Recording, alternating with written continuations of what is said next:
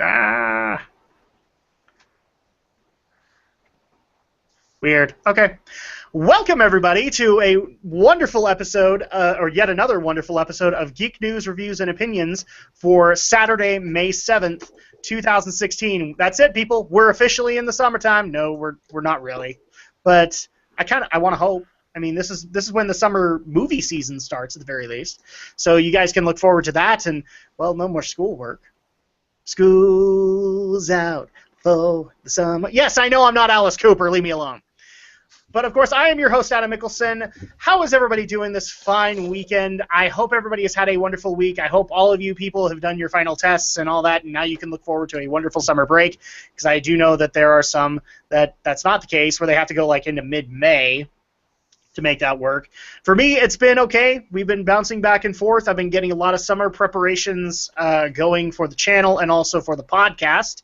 So you guys have a lot to look forward to this week, or this summer. I was going to say this week, but no, that's not really the case.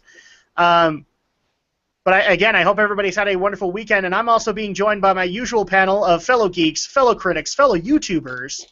And we'll start from the left here, and we're going to introduce the Shadow Blazer himself, Alex Short, who we need to give a little bit of a celebration to, because you just hit another milestone, my friend. I did. I just hit 200 subscribers, and aren't you at 205 at this point? 204 at this point now. Yeah. So congratulations, sir. I hope you were excited about that. In fact, the funniest part is you hit 200 literally after our podcast last weekend. Yeah. So, Alex, you're welcome. Yes, thank you. Thank you, Drac. So, at that point, how has your week been, my friend? Been a fine week. Just working and got a video out. I'm sorry, you got cut off. You got a video out and what? That was it. I don't know why. I do that sometimes. I act like I'm going to say something else and then just trail off, because then I realize I don't have anything else to say. Dang it, Alex, I'm the one with ADD. That's my shtick. You can't have the ADD thing. Ooh, okay. Shiny. And also we are being joined by Stephen Romney of Studio Ghost, Utah. Did I say that right? Did I say that right? Okay. Studio Ghost, Utah, and Romney's Reviews on Twitter of From the Shelf, Romney's Reviews. You've got kind of a busy summer yourself, my friend, because we've already seen a few reviews from you. I'm not sure. I could have sworn I saw your Civil War review go up. Actually, no, there is no review for Civil War yet, and I will actually explain why on my channel in a video that will be going up tomorrow. Uh-oh. Uh-oh, are you vehemently against Marvel fighting each other? No, I have a much better reason, and the reason it's taking a while to actually make the video explaining that is because I have to basically give a lot of context to just the kind of stuff that we have to put up with on the actual creation side of being a YouTube content creator to further justify my point, because, well, I don't want to give it away. I'll have a full video explaining everything, explaining my reasoning. It should be up tomorrow after I've uploaded my review of the film I saw today. Yeah, the most recent one that actually just barely went up, I guess, was Keanu. So people can go watch your review of Keanu. Yep. Which is, I guess, I mean, from the trailers I saw, it's the ultimate cat video. Well, it's pretty much, it's the ultimate cat video with Key and Peele. What's not to like? No, that works. That works. So let's go ahead and get into the agenda. We have plenty of stuff to talk about this week, and we actually even have some spare stories just in case. But the first story that we have to talk about, obviously, is going to piss off one panelist. I can guarantee you that much. And that is that Electronic Arts has come out once again to announce a new Star Wars game, a 3D platforming game, made by the creators of Titanfall. So Respawn Entertainment is in charge of now a new third-person Star Wars game. We don't really have a whole lot when it comes to their ideas or anything like that. I've already gotten the question from viewers like, is this the resurrection of 1313? I heavily doubt it. I think 1313 is dead and buried. I don't see a reason for... Because that was kind of my theory when Visceral got picked up for a Star Wars game, is that they were going to pick up 1313, and we still have yet to see this Visceral Star Wars game that they were working on. Enough so that I've actually seen Visceral fans just go out, just screw the Star Wars game and make Dead Space 4. They've literally come out and said that. Just screw the Star Wars game. You're not showing anything. Just make Dead Space 4 because we want something from you. So I guess the first person to go to here is obviously the Shadow Blazer. Your thoughts on Respawn Entertainment getting the rights to a third-person Star Wars game? I could care less because it's under EA, and EA screwed up everybody with Battlefield. I'm sorry, Battlefront. No, didn't screw. Continues to screw. Continues to screw. For all you who paid the $150 season pass, you're part of the problem. Please be a part of the solution already, and quit letting EA. And it was so worth it, right? I mean, after all, you got Lando as a hero. Lando as a hero. Wow, $150. And Greedo. Plus on top of what you already have to pay to get the game. So fuck anything EA's got to put out. I ain't putting up with the shit. This will be a discussion at one point because I just don't understand people that. Okay, I've pre-ordered games in my lifetime. I really have. Contrary to what Alex likes to argue or whomever wants to argue, I've pre-ordered games at one point or another, whether it be software, etc., whether it be GameStop. I've even pre-ordered a game at Target at one point because they were the only ones in the area that carried it. And I just, like, for $60, that's all I'm willing to spend. I do not get the people who want to pay literally double that for a season pass. And 80% of the time, because it sounds, people actually had to educate me, this is not the first time that EA's done this. EA actually has a track record of putting out season passes that there's no information. Why would you pay an additional $60 for something you don't know about? And before anybody screams up and goes, it's Star Wars! No, not good enough. No, not good enough. Not good enough. Why am I reminded of that like Family Guy segment where they have to choose, where they could choose between the boat and the mystery box? Why am I reminded of the South Park episode where you have to choose between a giant douche and a turned sandwich?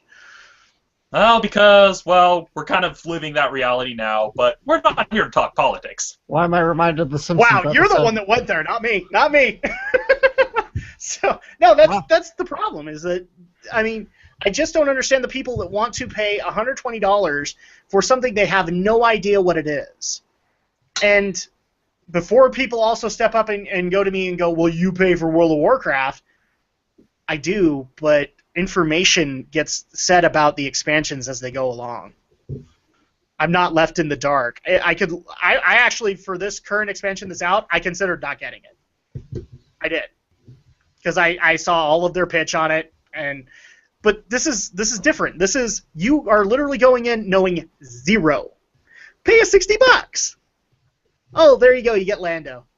I'm sure he's the hero you wanted, right? And to everybody who says, oh yeah, Battlefront is a visual and audio masterpiece, well, one, visually, okay, it looks nice, but it's not like they put a lot into these fields. They're giant open fields for the most part. And two, audio masterpiece? What the hell are you talking about? It's not it's between the 90% stock laser sounds that any Star Wars game is already going to have. They couldn't even shell out the money to get the proper stock audio clips for voices. But here's the thing too. You actually didn't see this. Like when we did the try, we didn't experiment with this, but I did. Yeah, you have those wide and expansive fields with invisible walls. Exactly. That's expansive.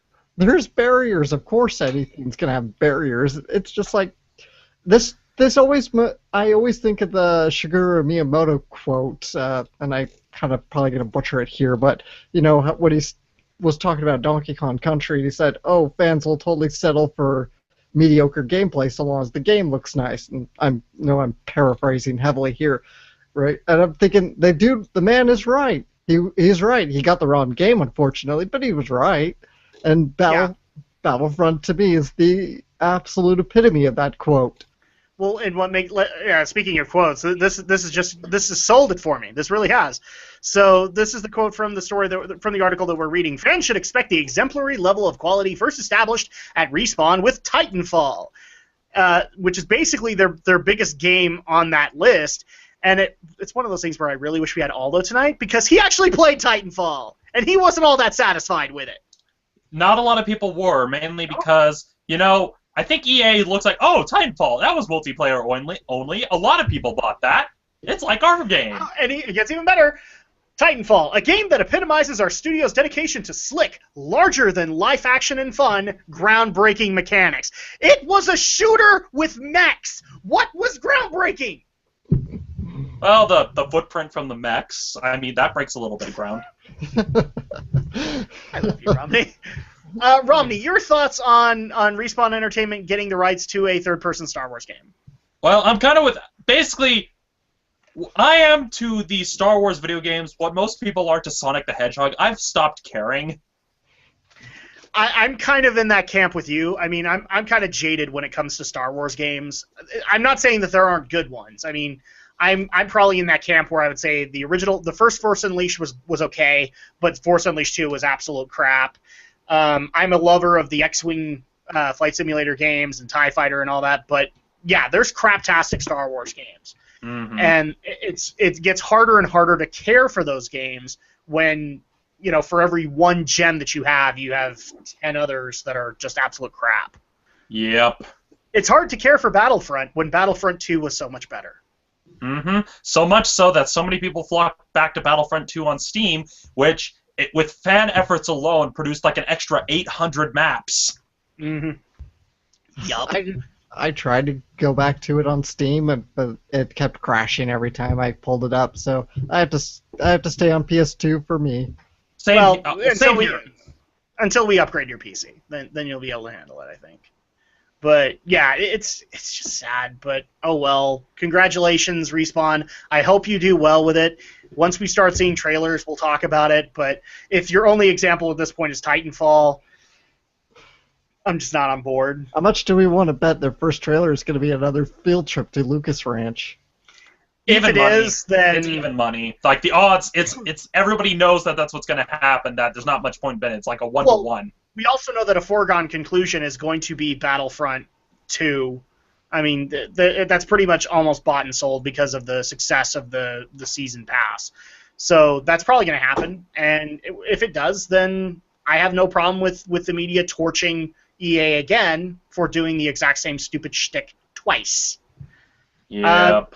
So moving on to the next story here, we've got some Nintendo talk. We got quite a bit of Nintendo talk. So I know that people are getting bored with us talking about all this Nintendo talk for the last couple of weeks, but, well, Nintendo just keeps making announcements.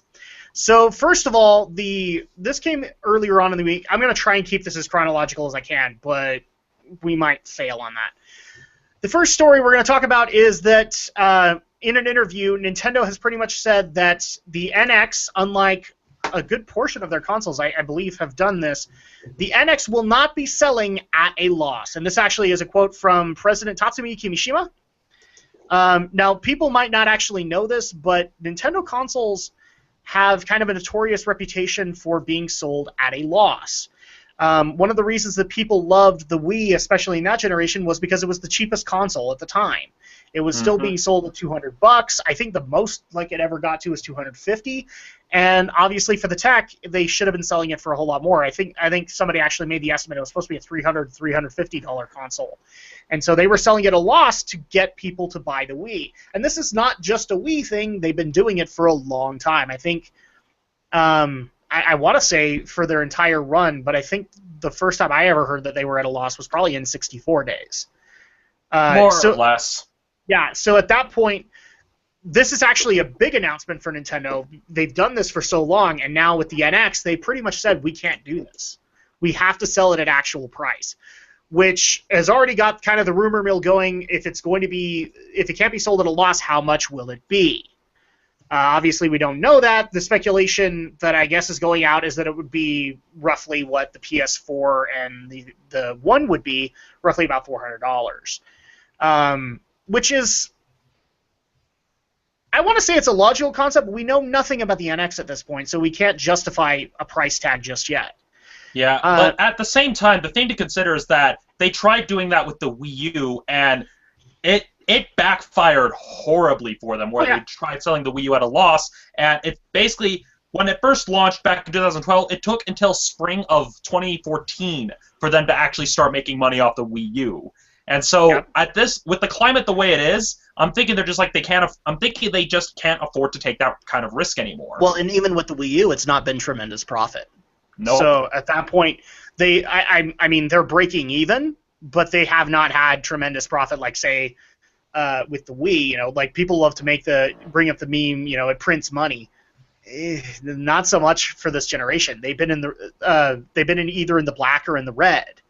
So at that point, it does kind of make sense, but that does actually get the speculation going, like how much is this going to be?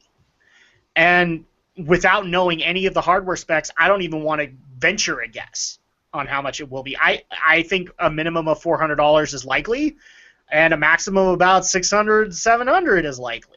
Yeah, and again, it depends on what type of stuff is going in the machine, how powerful it is, if it actually is going to compete with the PS4 and the Xbox One are going to be a lot of the major This is why it would factors. be a great thing if it was coming to E3, so you could answer that. But no, we're waiting for a separate event. Yeah, but at the same time, it does explain why they're also choosing to launch it in March 2017 instead of ahead of the holiday season like they have with past consoles. And I do like that they basically more or less said that the reason that they're waiting until March 2017 is because they want to launch it really far in advance, so that way, by the time the holiday season runs around, there will be, games for it. Yeah. And so, I wish that there was more to report on this particular concept, but there really isn't until we know the actual system specifics, and we can actually say whether or not this is going to be a big step for Nintendo to take, or a little one. Because for all we know, they're not selling it at a loss, but this technology is so cheap that they could sell it for $350. Okay, well, they're still the cheapest console on the market. And also the other thing that comes into mind there is like bundles and all that fun stuff. Alex, your thoughts on the Wii? I was about to say the Wii U, the NX not being sold at a loss. This is the first time Nintendo has done it. I'm trying to think. Have they done that with their handhelds too? Where it's been sold at a loss? Search me. Unfortunately, this is a little outside my field of knowledge here. I was opening that up to Romney too, but yeah, I mean, well, yeah. To my knowledge, that's pretty much more or less how they've done things. I mean, especially if you look at the Amiibo video MatPat put up explaining how the cost of an Amiibo, if they didn't do the whole rarity thing, they would have had to have sold the Amiibo at like $60 a figure because of all the software they've had to put in. And so I'm pretty sure they probably did do it in some regard to their handhelds. It's just that with the 3DS, they were able to recoup their budget much more quickly because, it's a functional system that actually has games you can play without having to strain yourself. That, and again, they rule the market. I mean, it's one of those things where it's really hard to define the handheld market because now you have to meld it in with the mobile market. But I would say the handheld market is its own thing, and Nintendo rules it. So they're fine.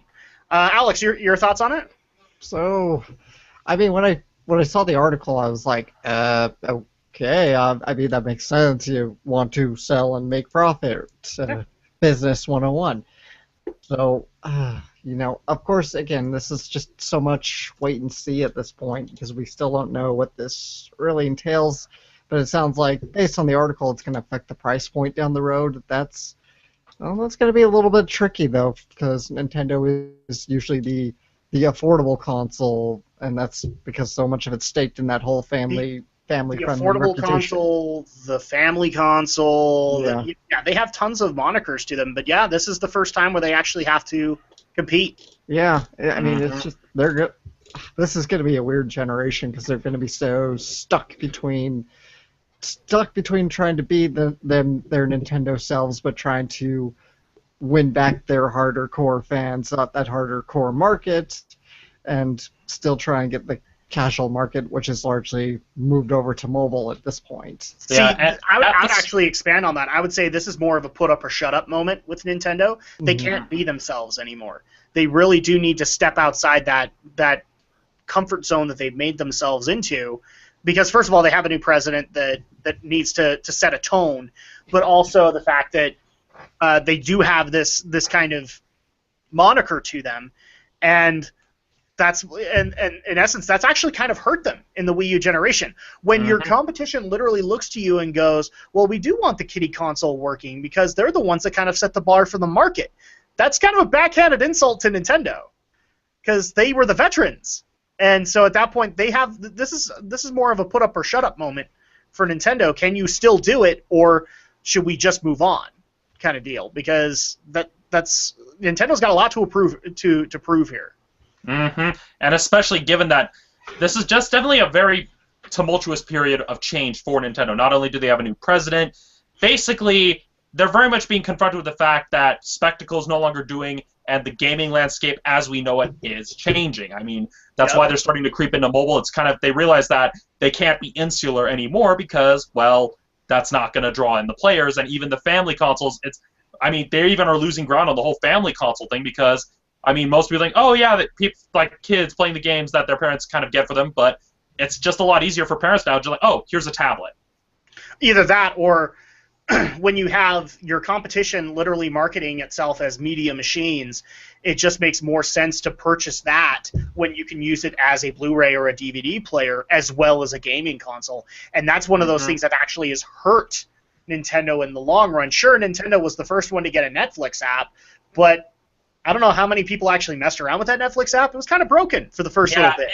It was, and my mom and I tried using it. We only used it once for one film, and we were done because it was very glitchy. It was hard to navigate, and there was just a lot of problems. I used the first Netflix app. I think they were the first one to get a YouTube app, and that was broken as far as I'm concerned. So you can say they're first, but they also had the broken versions, and a lot of people were asking, including, like, I had problems trying to justify this to fellow gamer friends. Why should I buy a Wii when I can get a Blu-ray player out of a PS3? And I'm just like, yeah, you're kind of right. You get the motion controls, but you can't play DVDs on that thing. Yeah, and at the same time, it's also just a case of, I don't even think the Wii U can play DVDs, can it? Nope. And really, the big thing that hurts Nintendo most of all is their dev kits and how notoriously difficult they are to develop for. That's the reason why Sony was able to edge them out with the launch of the PlayStation, because they're just like, hey, here's a dev kit that's actually really easy to design for.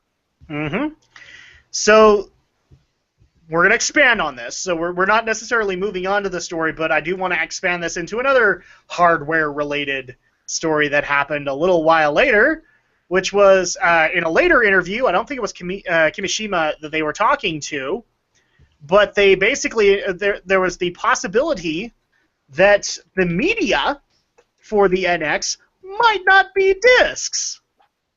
So Nintendo has come out and said there's a possibility that the NX will go back to cartridges, specifically cartridges like the SD cards that 3DSs and DSs run off of, which I may be wrong for saying so, but I've seen a lot of the debates here, would be a step backwards. Oh, Nintendo, you and your proprietary hardware. Yeah, so I don't get why. I can see why I guess it was the Nintendo shareholders that kind of leaked this out. But at the same time, like, this is just Nintendo being old Nintendo, where they want to dominate the market by having the share in making the media, and therefore they get to approve what goes on it. And I'm sorry, but Nintendo, do you get that this is a step backwards for them? Somebody will probably prove to me otherwise that these cards can hold a lot more than an average cartridge, but you have both Xbox One and PS4 that are running off of Blu-rays, Blu-ray tech, which, to my knowledge, is the highest storage medium at the moment. 50 gigs. So at this point, I don't know how much the 3DS ones can carry, but I don't think it's that much. Not really, comparatively, because to give people an idea, a Blu-ray disc is able to hold 50 gigs of data, whereas a normal DVD holds about 8 gigs. And so that's a lot of data you can.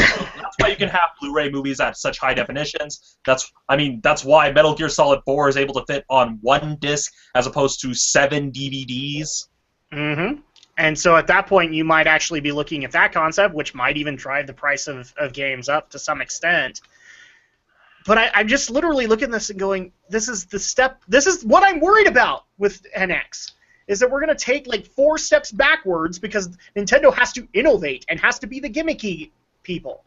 And I'm telling you, like right here now, this better be just a rumor like a lot of people are saying it is, because if it isn't, this is going to blow up in Nintendo's face. Yeah, because not to mention would it drive the cost of games up, it will drive the cost of the system up because they're going to have to create the custom trays to hold such things and read such things, which, and especially if they're wanting to compete with the PS4 and the Xbox One, those cartridges are going to have a lot of different firmware and various other things on it in order to actually process all of that data. I mean... So, I actually found a size right now. So you were saying that Blu-rays are running off at 50 gigs. The cards that they are looking to they're testing can hold a capacity of 32. So basically, it's an That's HD a step DVD. below. That's how much an HD DVD back when it was trying to come into vogue. An HD DVD could hold 30 gigs. So that's literally what we're getting from Nintendo is the HD DVD.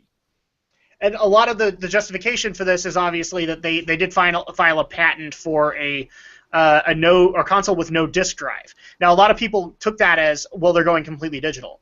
Now you actually have to consider that this is the possibility, that they want to do cartridges instead, or these little SD cards. Oh, this is just not a good answer, Nintendo. Alex, save me here. Talk me off the ledge, please. If they're... Unfortunately, it's Nintendo, so this can go either way, really. I could see this on an optimistic side. I could see this because there's been a lot of rumors that the NX will be cross-compatible with handheld, be it the 3DS or whatever they come out with next. Who knows?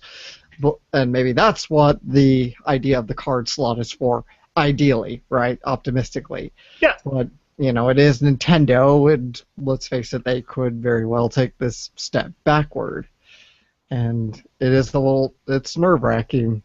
I mean, God, Nintendo, it's just enough's enough. You need to just come out and say already what the hell this piece of shit is. No, you need to go out onto an E3 stage, and I know Aldo will disagree with me on this, but this whole concept that you want your own event, when all of this is coming out that could potentially blow up in your face, you need to go out with your Nintendo Direct and say, this is true, this is not, this is true, this is not. And I know that we'll get to that in a second. They've already announced their E3 plans. But at that point, I am again going to state, you cannot not do something at E3 with the NX. You have to do something.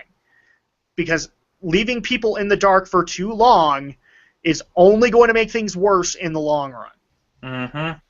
Because I've already had friends that are like sitting there going, I'm not even going to buy a Nintendo console because I know nothing about this. I am not invested at all. All I know is that my Zelda game is being delayed, and the reason that I bought a Wii U was the Zelda game. Yeah, especially when you got a lot of pissed off Wii U fans that put down the money for the console bundle only to find out, oh, we're just going to release the new console next year. I mean, what the hell, Nintendo? Yeah, exactly. I mean, this is already blowing up in their face. So they really do need to reverse that and actually come out and say, I'm not saying you have to do your full unveiling. You could still do that later, but you need to answer a few questions. Yeah, they need to do damage control badly because, well, the bad PR is going to backfire on them. I mean, it'll come up in the third part of our Nintendo talk, kind of why the bad PR is hurting them. So. Oh, it'll come up. So let's go ahead and get into the next story here, which happened, I think, a day later. So according to, I'm trying to see where the legit numbers are coming from, but according to Japanese sales, Star Fox Zero is not doing well in their native Japan. It's actually the lowest selling Star Fox game in the series in Japan right now. Now, all of us have played it. Okay? Do you want to go into your thoughts really quick on its play scheme and all that? Well, yeah, Alex, you go first. All right. Well, okay. It's kind of a mixed bag for me. It is. I can see where many people do. I can agree with other people. The control scheme can be pretty clunky, especially with the motion controls. I do hate a lot of the forced perspective moments where they shift you from being able to view in the arena to forced cockpit mode. I really hate that concept. Ultimately, especially when they advertise that you would be able to fix whatever perspective you wanted. Yeah. And no, you can't. Yeah, that's what I really thought it was going to be. Like, oh, okay, cool. You can play with the gamepad as a cockpit view, or you can just go full arena.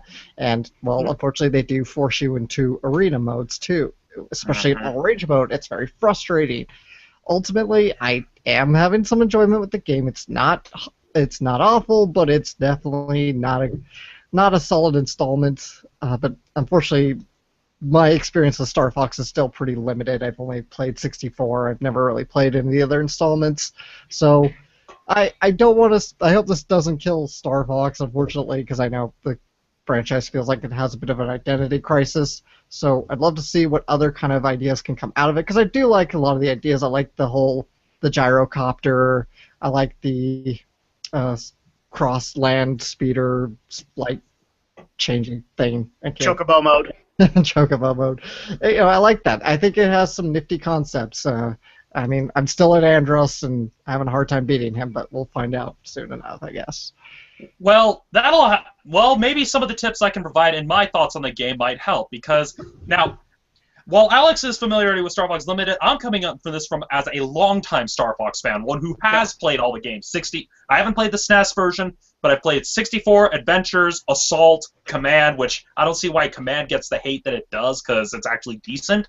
And the problem that I have is that the control scheme, the control scheme only seems to work for certain things. I mean, for a ship where you have to move very quickly and have to maneuver, the motion controls don't really work. So there's some R-Wing stages where it doesn't quite work. Other ones where you're going just straight down a line, it's manageable, because then you can just save, you can still dodge and save the motion controls for when you're actually having to aim at specific targets. At that point, it feels like a Star Fox game. Yeah, at that point, it feels like a Star Fox game with some extra gimmicks. And with the gyrocopter, the gyro wing, the motion controls work perfectly, because you're not having to you're having to be more methodical. And so, like using the right stick to ascend and descend, moving forward, backward, it's like, hey, this control scheme actually works, because then you use the gamepad to pilot the little robot you drop down. You can use it to see below you. There, the control scheme works. But then the frickin' Landmaster levels is where the problems rear their ugly head, because you're having to dodge this stupid giant sandworm,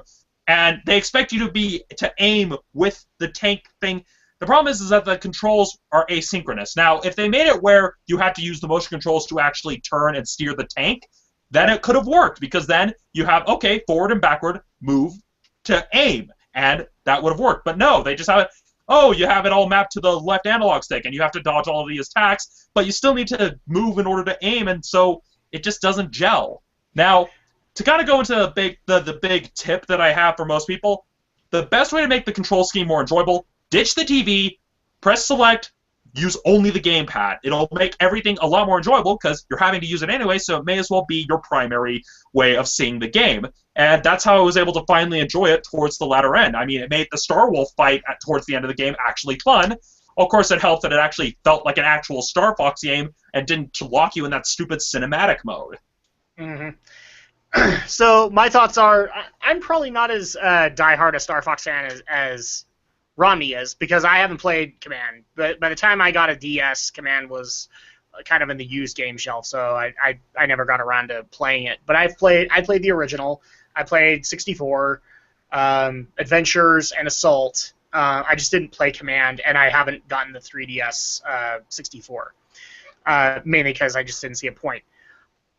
So spoiler here, I'm gonna be reviewing this. This is the next review that I have. I've got all my footage and all that, which is kind of funny, because I could not do what you wanted, Romney. I can't turn off the TV. That's where I'm getting all my footage. So I couldn't do that.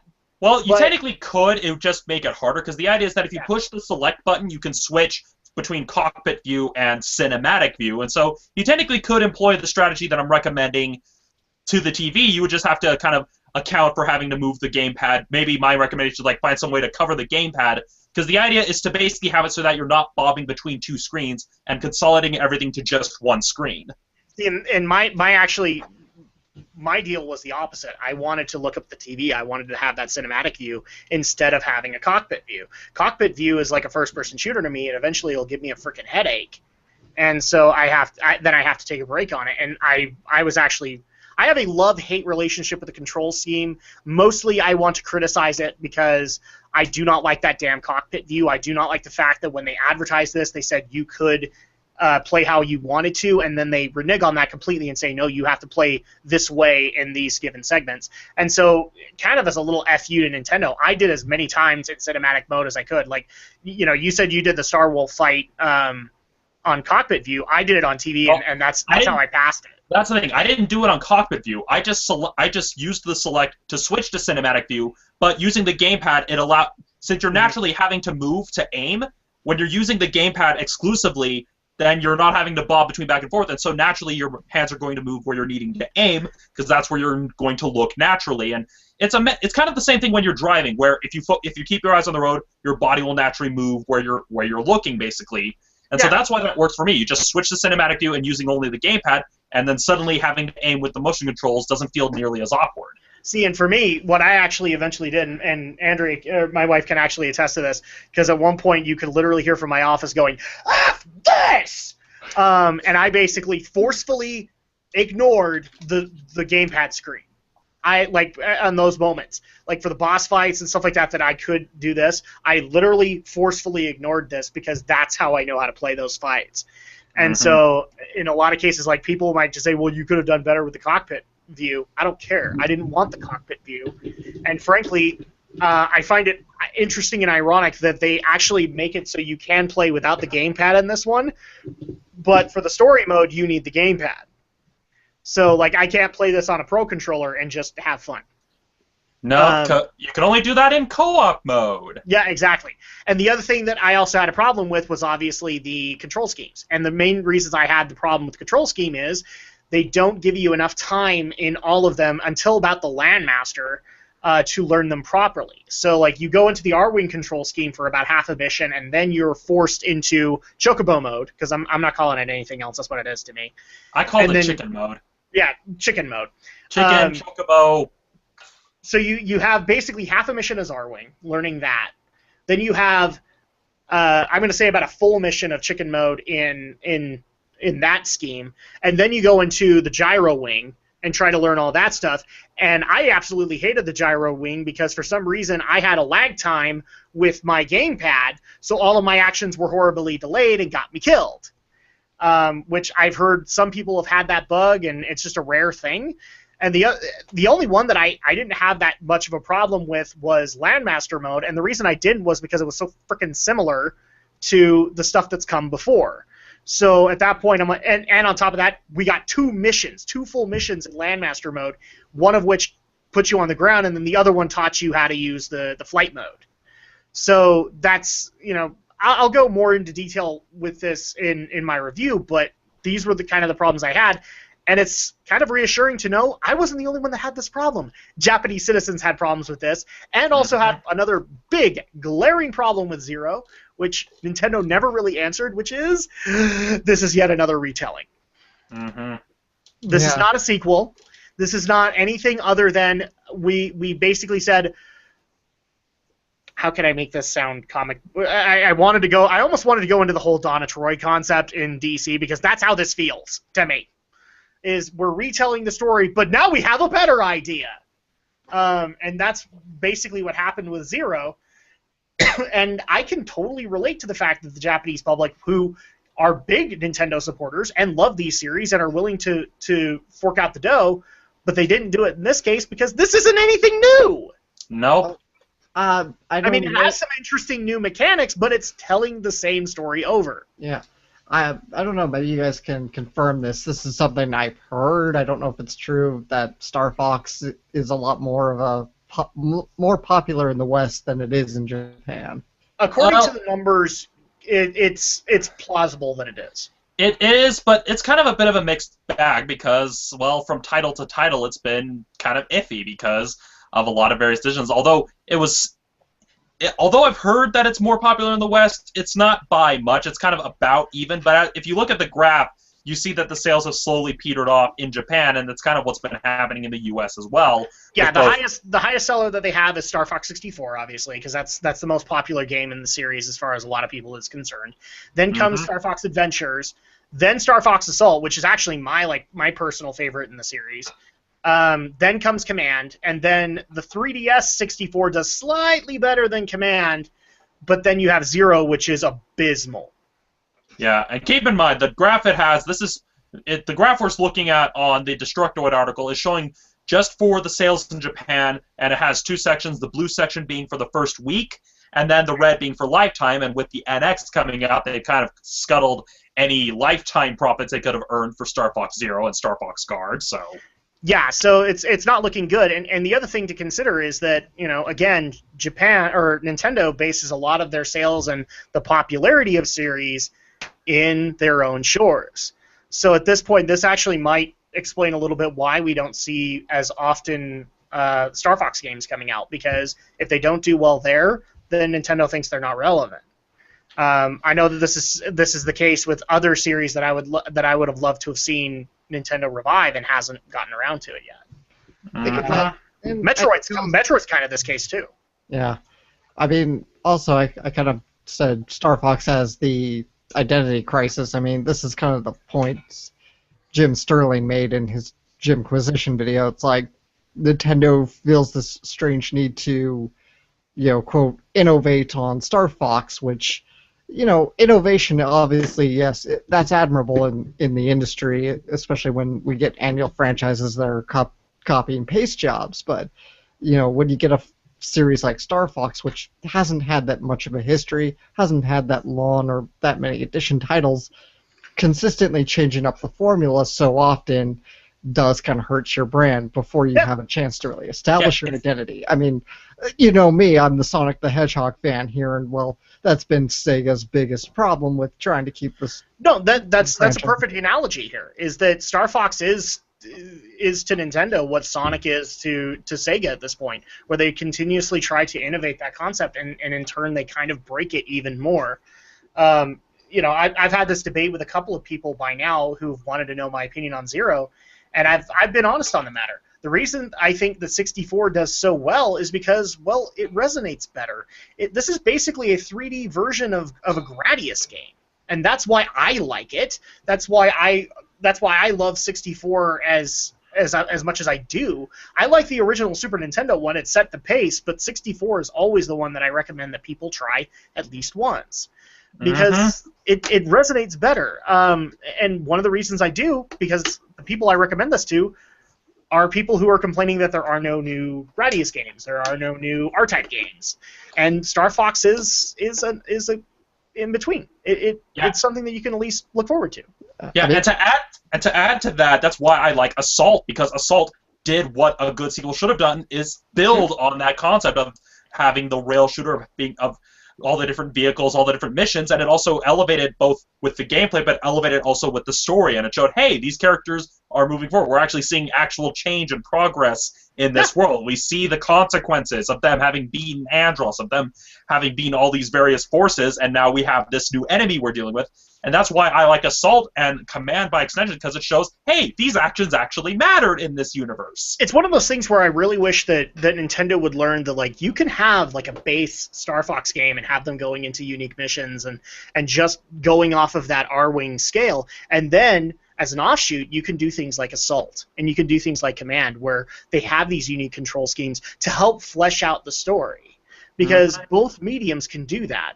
It's one of the reasons that I like Assault is, unlike a lot of YouTubers, I like Star Fox Adventures. I don't think it's a horribly broken game. Here's the thing. It's got a Zelda engine. I'll play it. But at the same time, it's fleshing out those characters. It's letting us get to know them. I completely agree with you. The R-Wing segments are pointless, and they shouldn't have been there, including the final boss fight with Andros. Yeah. That made no sense.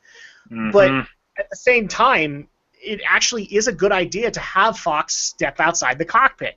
We're told so much about his backstory, and by the way, ADD moment. We were complaining about hearing Batman's backstory so many times. I'm sick and tired of hearing Fox's!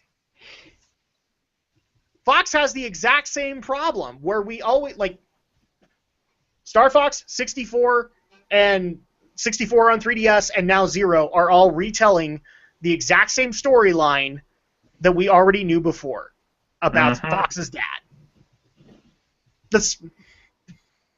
I'm done! I don't need to know it anymore. Let's move forward, people. Yeah. Any final thoughts that we want to add in on this one before we get into the other big Nintendo announcement?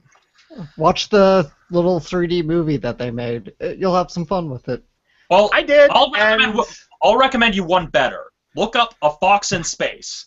Because, yeah, the 3D movie that Nintendo made with Production IG is good. A Fox in Space, this is a completely fan effort that is funded by Patreon. It's basically a Star Fox animated series. If you wanted to see what Star Fox would look like if it was an Adult Swim series, and I'm talking like a vulgar comedy, but like, think Big O almost. Like a very grungy, heavy metal interpretation of Star Fox.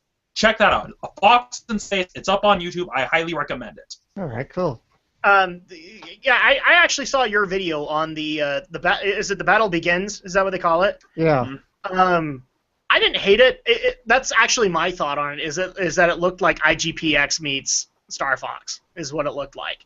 I actually like that concept because, oh my gosh, it's actually fleshing out the story, a part of the story that we didn't know about. Yeah, and that's why Can we have more of this, please? Yeah, that's why I like A Fox in Space, because it does the same thing, but it takes it to a degree that Nintendo has done in the past with Command, but they're not going to touch anymore because of Command has such a stigma. Again, I'll just need to make a rant video of why I like Star Fox Command, and I don't get why people hate it, but... I'll join you. You want to expand that to, like, adventures and stuff like that, I'll join you. Yeah, not necessarily... GameCube, right? Oh, yes. Adventures is on GameCube, Command is on DS. Okay. Yeah, so Adventures and Assault are on GameCube. Those were the innovators on that one, and then Command was on DS. Yes. Yeah, there was one played by Brain Scratch Comms. Looked fun. I wanted to pick it up, but I'm trying to remember which one it was. Well, the Super Beer Brothers took on the unreleased playable demo of Star Fox 2, which actually has the first ever indication of chicken mode. But it's so jarring that that's why I've never made it a suggestion for us, is because I saw that footage that Super Beard Brothers did, and I had to go throw up because it was that bad. And I mean, Alex, if you do want to play Command, it is available on the Wii U Virtual Console for like $5. It's part of the DS emulator, so there's that option. I recommend it because I considered it, but then you told me about all the depressing endings, and I'm like, yeah. I mean, yeah, the endings are depressing. But the reason why, the biggest reason why I like Command is that it shows that Fox is fallible. It shows that, yeah, he's someone who has some legit problems, and it also shows that, hey, these characters have their own reactions and are not going to put up with some of his BS. Yep. So, with that being said, let's go ahead and move on into the next part of the Nintendo concept, which is people might have noticed that we've had a little bit of a pattern. We want Nintendo to say these things at E3. We want them to show a presence here. Well, they've announced their E3 plans, and the E3 plans, I'm thoroughly convinced, are going to blow up in their face. Because it's talking about stuff that now, at this point, nobody wants to talk about. So, I believe it was Kimishima? No, it's Reggie. Reggie came out and announced the plans for the E3 Nintendo Treehouse, which will be entirely Zelda-centric. That's literally the words he used, which is basically, to me, sounding, we're here to justify why Zelda Wii U is no longer coming out on Wii U and is instead coming to the NX, and why you should be excited about that.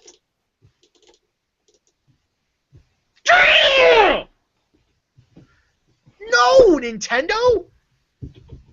I get that you want to justify to people why it makes sense for it to go to the NX. Show us the NX!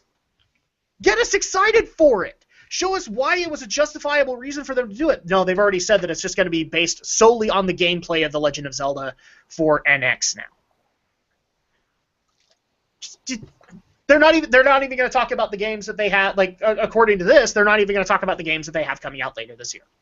So, Tokyo Mirage Sessions, not bringing it up. Metroid Prime Federation Force, not even bringing it up. Nothing. Yeah, although to be fair, Tokyo Mirage Sessions I can understand because that comes out next month, literally. And so that one I can understand, oh, well, we're not going to talk about that because it's so close to the release date. No, actually, that doesn't, to me, I actually would justify that they can do that because it is coming out next month and E3 is next month. So that's the time to get the hype train a-flowing. Because it is going at that point. You want to keep that going. Yeah, but that one I think they're basically letting Atlas do all the work with that one. That's the other problem. And that's fine, but at that point, you still have a Metroid game that's coming out that's going to get no advertisements from them, from what it sounds like, on this direct stream. Well, nobody cares about that Metroid anyway. I do. If they want me to buy it, then I want a reason to care about it. Well, you're in the minority there, Adam. Do you remember? I'm always in the minority. Do you remember the Change.org petition? Do I need to point out other M fan? I'm in the minority, Alex. See, that's when you just need to pull out a sampling of that Green Day song. Which one? Which one? I wanna be the minority. No, F that. I instead want to go. Pull out some depressing music because nobody will listen to me on this matter. Yeah, so that means you don't pledge your allegiance to the underworld? Well, not this week. Well, it's from the same song. That's the joke. I know, but not this week. Yeah. And, they still haven't paid me for last time. Yeah, before people ask, yes, people, I used to be a Green Day fan. That's why I'm making the joke. So, yeah, basically they've said that they're going to be kicking off a day-long stream of Nintendo Treehouse. It will feature gameplay from The Legend of Zelda. I'm assuming it will also have probably Koji Kondo coming on, because I'm guessing he's working on the music. You're also going to have, oh, crap, his name is escaping me now. Eiji Aonuma. Aonuma, you're probably going to have Miyamoto there, because this is a passing the torch game. Yeah, and that's kind of thing. It's probably a yes and no, because I know that it's very much that Miyamoto's not really even involved. It's very much Aonuma's game, and so... Yeah, he's only involved in the concept of passing the torch. So in a lot of cases, people want him involved because they want to see if he approves on this whole thing. And it's not like he's going to talk down Aonuma. He's not going to do that. And people wanting Miyamoto more directly involved, that's why we got Star Fox Zero. Mm-hmm. So at that point, I mean, my opinion is fairly clear. I think this is a bad move. I think you could easily cut the gameplay in half, and frankly, I think this will happen because Nintendo is going to be looking at these numbers and realizing this is a problem. Because I think even the Japanese audience wants to know more about the NX instead of Zelda. They want to be sold on why, they bought a Wii U because they wanted a Zelda game, and now they have no justification for it. So why on earth should they put forth the money for the NX? And so at that point, I really do think that Nintendo will change their plans and say, give half of this to Zelda, but also give half of it to the NX. But obviously, I'm talking out of my butt because Nintendo could easily go all tyrannical like they usually do and not do any of that. Alex, your thoughts on the Zelda-centric Nintendo Treehouse? Well, okay, you're already right. Obviously, it's a bad idea because you're right. You got to sell us on NX. And I would also expand on that and say you're not getting any Pokemon information, but you are because you're getting it in a couple of days. Yeah, so I'm getting that in a couple of days at least. I've never seen any Pokemon at E3 really. Oh, I saw Go, I guess. Gen 6 was there. I don't recall seeing any Pokemon news last E3. No, I'm saying when they unveiled Gen 6, because that the petting feature. A lot of people actually pointed out to me they had never seen that until the Nintendo Direct that showed it. Oh, Direct, okay. That's probably why I missed it. You keep saying Zelda's gone NX exclusive now? That's the word as of right now. I really do think they will renege on that later. Because everything I keep seeing says it's a split Wii U NX title. Yeah, that's what I've heard. I heard they're doing what they did with Twilight Princess, where they're just releasing it on both consoles. But who knows, maybe the floor demo, because I doubt, if they're not going to talk about the NX, I doubt the floor demo is going to be based on the NX scheme. They're probably just going to have the Wii U version on the floor. We don't know. Because, I mean, I've heard the exact same things that you guys have, where it would go both ways. But I've also, this is why in a lot of cases, I swear, Nintendo basically played telephone with their PR guys and sent them out to the various other outlets and just said, you have this information, internet, discern what's true. And so at that point, I've heard, yes, that it would be interjected. According to all Nintendo testimony that I looked up, it's NX only now. Well, do you want to put up some sources that we can look at? Do I want to put up some sources? Sources, yeah. Sources. Yeah, Google search it.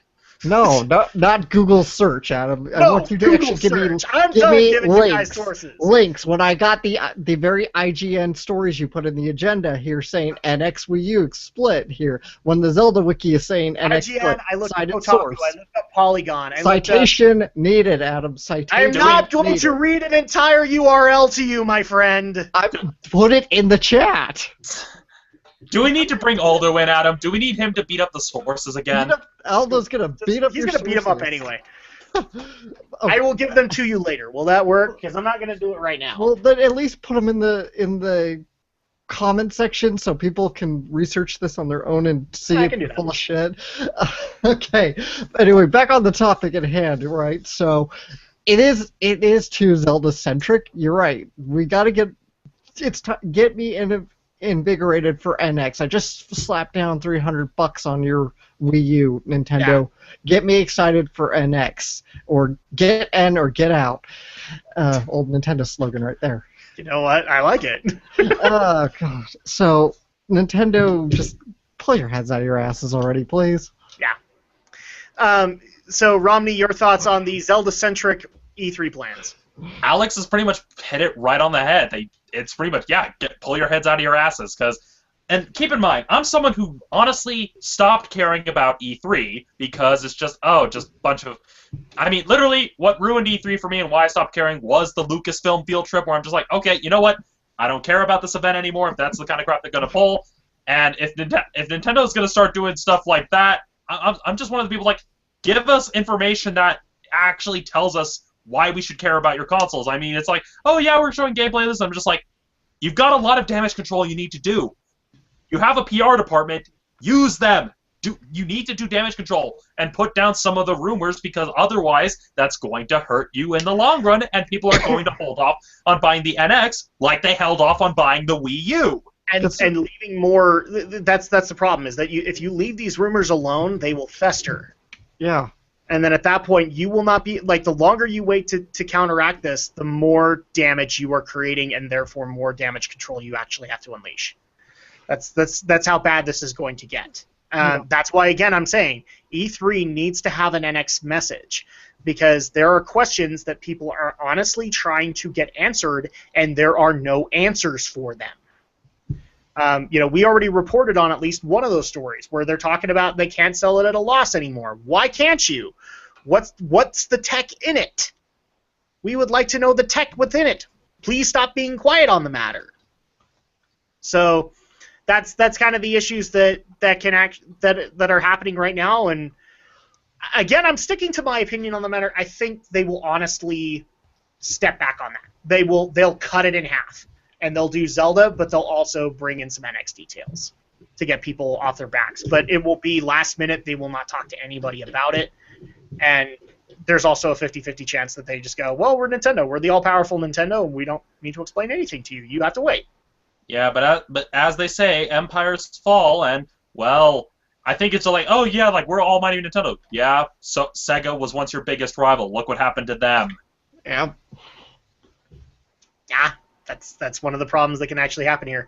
So let's go ahead and move on into the next story, which is more positive, because we're first of all, we're clarifying on a story that we reported on. I think it was a month ago, wasn't it, Alex? Yeah, a month or two ago.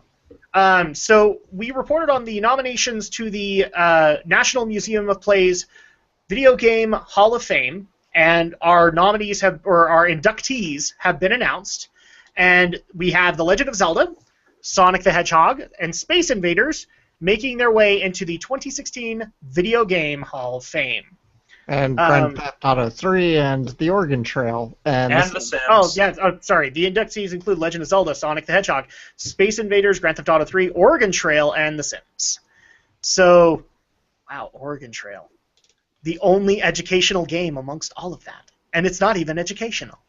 Well, it is and it isn't. It just depends on what version, how you're playing it, and, well, it does have its place in gaming history, so it makes sense to add it to this Hall of Fame. It's entertainment.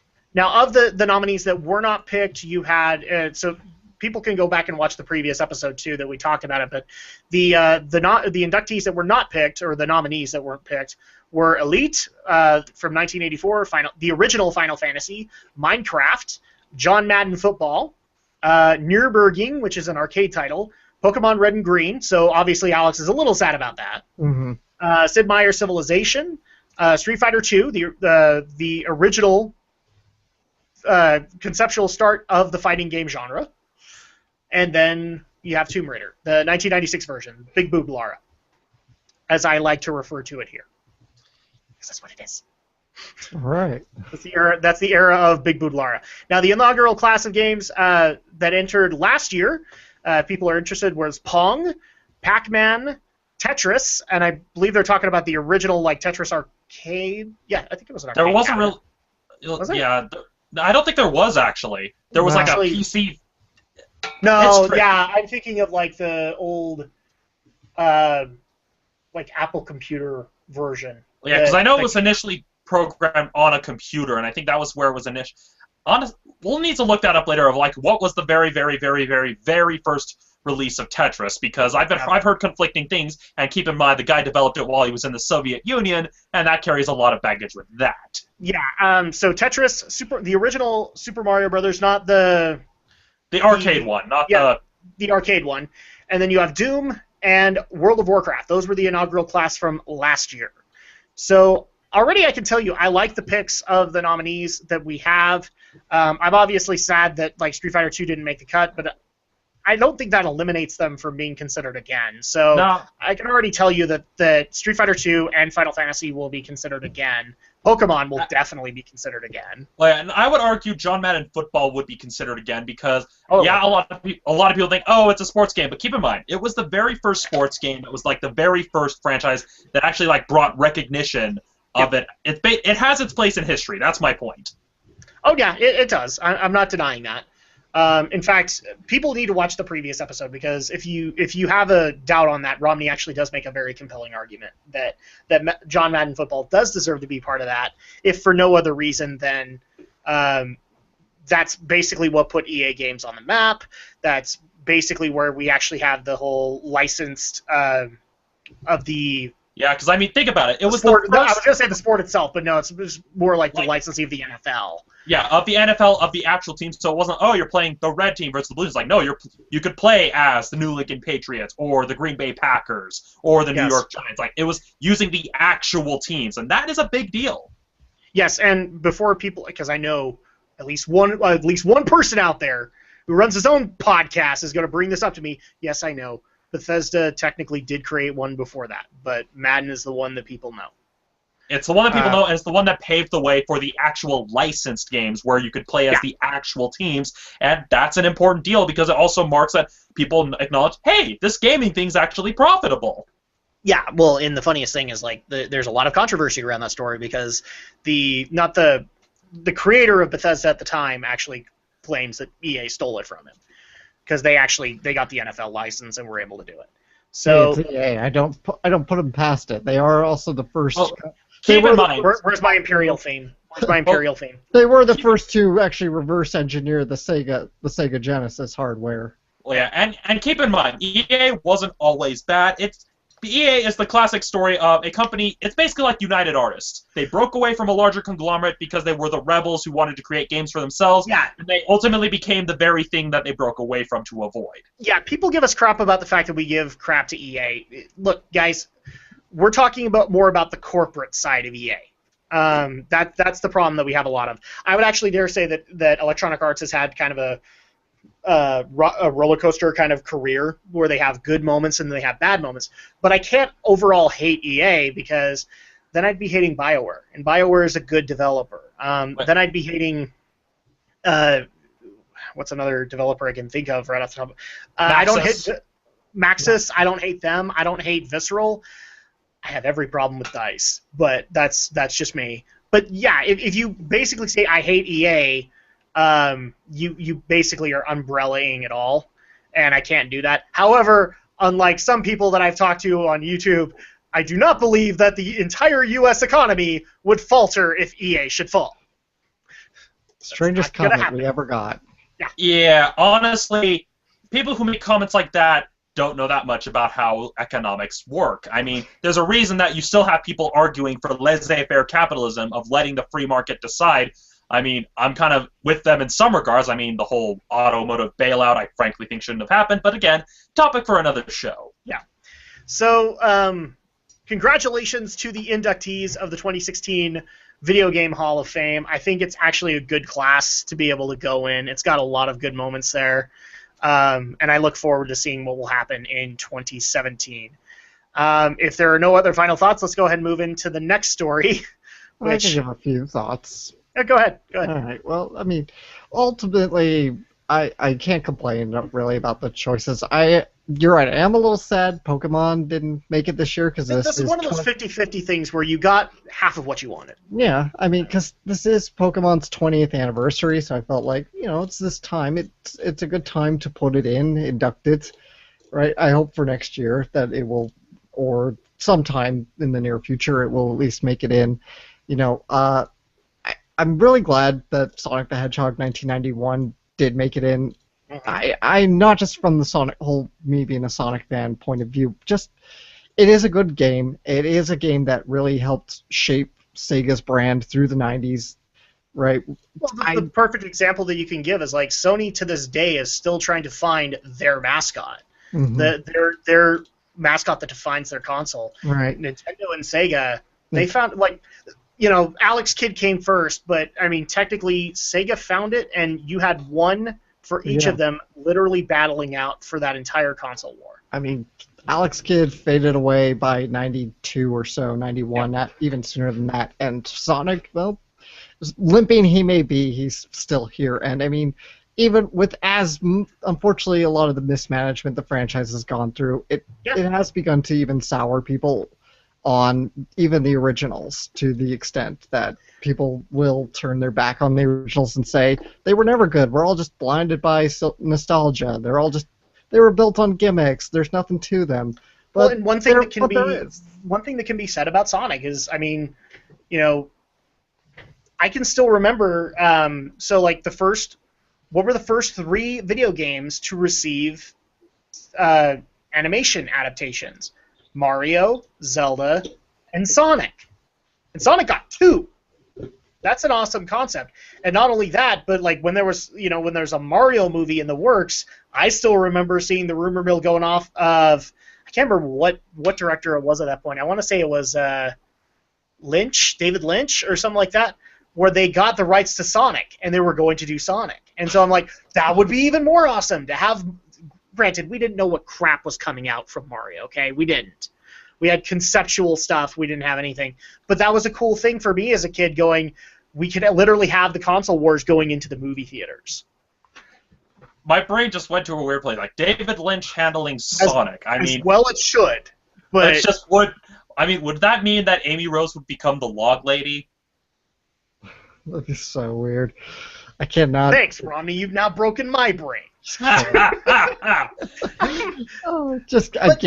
Again, my justification here, because I know I'm going to get the comments. Yes, I agree. Mario was crap. But for me as a kid, and I was a little kid when those movies came out, that was a big deal. Because that's what got my parents asking who Mario was and who Sonic was. All right? Up until that point, my dad is a little bit of a gamer, but all he knew was Pac-Man. So that was a big thing for me. So let's go ahead and move on into the next story here. And this one is a gem. Yeah, we're now moving into the entertainment hour. Yes, we're moving into the entertainment portion here, and we're starting off with a real gem. I actually was talking about this with a friend of mine, because unfortunately, he actually paid money to go see this in the theaters, whereas I didn't. And that is that the writer for Dragon Ball Evolution is officially going on an apology tour. How many years late? Well, it's not really an apology tour. Let me give the full context. Let me just put this DVD back. I just wanted to show that I unfortunately paid for it. I just paid for it at a huge discount. Now, how this all started is that there's this website called the Tao of Dragon Ball. I'm trying to find the name of the person who runs it. I believe his name is Derek Padula. And he was basically reaching out to the screenwriter by the name of Ben Ramsey, who wrote the final script for Dragon Ball Evolution, and basically wanted to set up an interview to basically figure out what the hell happened. Yeah. And it's kind of funny because he basically said, I asked him for an interview, and he replied with an apology. Yes, and should I go ahead and read the apology to the audience? Go ahead.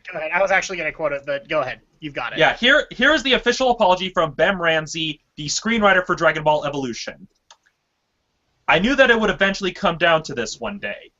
Dragon Ball Evolution marked a very painful creative point in my life. To have something with my name on it as the writer be so globally reviled is gut-wrenching. To receive hate mail from all over the world is heartbreaking. I spent so many years trying to deflect the blame, but at the end of the day, it all comes down to the written word on the page, and I take full responsibility for what was such a disappointment to so many fans. I did the best I could, but at the end of the day, I, open quotes, dropped the Dragon Ball, close quotes. I went into the project chasing after a big payday, not as a fan of the franchise, but as a businessman taking on an assignment. I have learned that when you go into a creative endeavor without passion, you come out with suboptimal results, and sometimes flat-out garbage. So I'm not blaming anyone for Dragon Ball but myself. As a fanboy of other series, I know what it's like to have something you love and anticipate be so disappointing. To all the Dragon Ball fans out there, I sincerely apologize. I hope I can make it up to you by creating something really cool and entertaining that you will like, and that is also something I am passionate about. That's the only work I do now. Best, Ben. And he also went on to praise the fan film that Derek Padula was actually one of the co-creators of. He basically added saying, by the way, Dragon Ball Z Light of Hope was awesome. Excellent work, Derek. It's what Dragon Ball Evolution should have been. Yeah, so to this day, I have never seen Dragon Ball Evolution. In fact, I felt really bad that one of my favorite actors that came out of the Joss Whedon Buffy era is unfortunately part of that cast, because James Marsters went on to play Piccolo. And so at that point, like, I know that that's been a dent on his career, because obviously I haven't seen him in anything since. But I mean, I already know, like, from what people have told me and what I've seen on online reviews of Dragon Ball Evolution, to say they dropped the Dragon Ball would be putting it lightly. They dropped all 7 Dragon Balls and didn't get Shenron to come out. Yeah, honestly, as someone who has seen it, granted I saw it on DVD and I actually do have a review of it on my channel. That was back when I had the ponytail, that's how long ago that was. And honestly, the biggest problem I can describe it, I mean, the development hell, it really shows, but the biggest thing that I can use to describe it, it's like somebody tried adapting the first saga of Dragon Ball after having only seen the Android Saga. That's the best way I can describe it. They only saw the Android Saga and thought that that's what the whole series was like. And I'm talking specifically the US Android Saga with the Bruce Falconer score. Yeah. But I'll at least give this guy some credibility here. He's telling you exactly how he came into this project, and he's telling you exactly why that was not a good idea. He was a guy who was coming in with literally no passion. He didn't know he may have known the property vaguely, because you do your homework on the matter, but he wasn't the most passionate writer they could have brought in to do this job. And I at least will give him I'll at least give him credit for the accountability that he's showing in this. Is that, yes, this is forever something that has scarred his career, and I'm sad about that, but, well, he learned a very important lesson after this. Don't just go in looking for a paycheck if you want to write these kinds of things. Do it because you love it. In fact, I'm kind of surprised that I still remember, like, seeing a lot of the advertisements where it's like, we're nothing but Dragon Ball fans, and we want to do this entire film justice. And this is a living example of that they weren't. Because this guy didn't care. This guy was coming in for a paycheck, and that's all he really wanted. And keep in mind, what a lot of people tend to forget, that he was not the sole writer on the film. He was basically the screenwriter brought in after they had gone through multiple writers and multiple drafts. I mean, it's fascinating just the kind of production hell this film went through, and it all stemmed because the initial director chose to back out, and that's where it was kind of the beginning of the end. Yeah, and so, I mean, it's a sad concept. I feel bad for him, because now he has to deal with the hate mail, and he has to deal with, now, I mean, like, if he does any work, it's going to be scrutinized. Well, he's Well, looking at some of the comments of the article, because Ben has actually been talking with people in the comments, a lot of it is that he has moved on to better films, has moved on to like better projects that have been better received. It's just he's been sticking with the independent projects because obviously no studio's really going to hire him until he comes with a film that redeems him. But keep in mind, a lot of good screenwriters and a lot of good directors have made bad movies before. Oh, I mean, yes. Yeah, off the top of my head, I'm trying to think. I mean, Tim Burton is a good example. He made a whole bunch of movies that were not well received, and he's been starting to bounce back. Well, I mean, dude, Joss Whedon, because I have never seen this movie, but he's one of the writers for Alien Resurrection, and everybody that I've ever talked to has panned that movie. They hate it.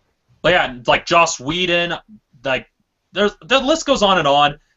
There have been cases where sometimes you have good directors going bad, sometimes you have bad directors who turn it around. Like any creative endeavor, you're not going to be batting 1,000. And I think, and personally, in my opinion, I think it's really big of him to admit, yeah, I screwed up. And basically, him actually taking responsibility instead of trying to pin the blame on, oh, it was the executives interfering, or oh, it was this and that and the other. He's just like saying, at the end of the day, I'm the one who wrote it. I'm the one, and which is an addition because he actually says he did that originally. He blamed other people, and now he's taking full responsibility. That's a step in the right direction, as far as I'm concerned. Alex, your thoughts on Ben Ramsey's words? Well, a little mixed here, I guess.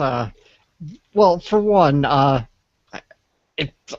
I can say is, what, everybody else didn't just take this for a paycheck at the end of the day? Because sounds to me like a lot of them did. I mean, I'm not so sure he's the one who ought to be apologizing, being the writer I am, as much as the executives who thought this was a good idea to make it to a live-action movie. I've said this before. It's things like Dragon Ball, things like Pokemon. Just don't work here. They're just too cartoonish to really work in a live-action format. Yeah. They really are better due suited respect for to- animated mediums. With due respect given to Light of Hope, but Light of Hope is not a full-on studio that did that. Well, yeah, it's but passionate creators that did that. And at the same time, the properties can work in live action. It's just that you have to justify it being live action. I mean, the big problem with Dragon Ball Evolution is that it's trying to cover too many story things all at once, trying to work in too many elements that just didn't really work. Whereas a better approach would have been to simply you could take the characters if you want, but basically telling an original story a good example would be just remaking one of the Dragon Ball movies as live action, which is what they did with the Taiwanese version that I really enjoyed, rather than trying to basically cram what is basically like a whole bunch of seasons worth of material into one movie. Right. Mm-hmm. I give him credit, though. I mean, it takes a lot to probably come up and fess up like this and say, yeah, I did. Not many do. I mean, geez, can we get Akiva Goldsman to apologize for the awful scripts he wrote in the 90s for Batman and Robin and Lost in Space? Well, that's up to him. Yeah, well, I'm just saying. He's still making bank with Hasbro, so probably not for a while. Yeah.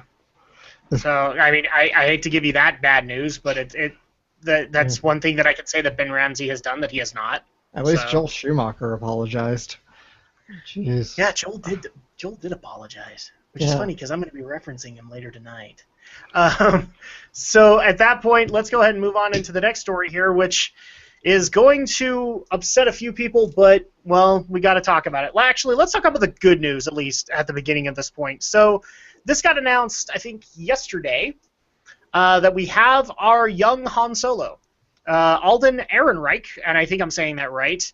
Mm-hmm. If you have seen the movie Hail Caesar, he is part of the cast for that. He has been cast as the young Han Solo in the Star Wars prequel that is going to be coming out 2 years from now, based off of Han Solo and the events around him and Chewbacca, him finding Chewbacca and them forming a friendship. And people actually wanted to know our opinion on the pick. I think it's fine. I think he fits the role. He looks like the dashing young rogue that Han needs to be. And actually, Alex would remember this when we reviewed Hail Caesar. He was like the one actor I didn't have one of the few that I didn't have major problems with.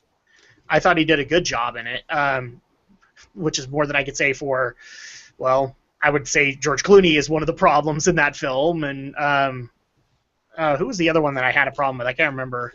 Hmm. Oh, I think it was Channing Tatum that I also had an issue with. But You're not alone on that. yeah, it's a phoned-in performance as far as I'm concerned from Channing. But so yeah, we have our pick. Any thoughts that people want to go into on Han? I think it's a good pick. I think they've got their Han. Yeah, I'm looking at the image right now. He does look the part. I can believably see him as a young Han Solo.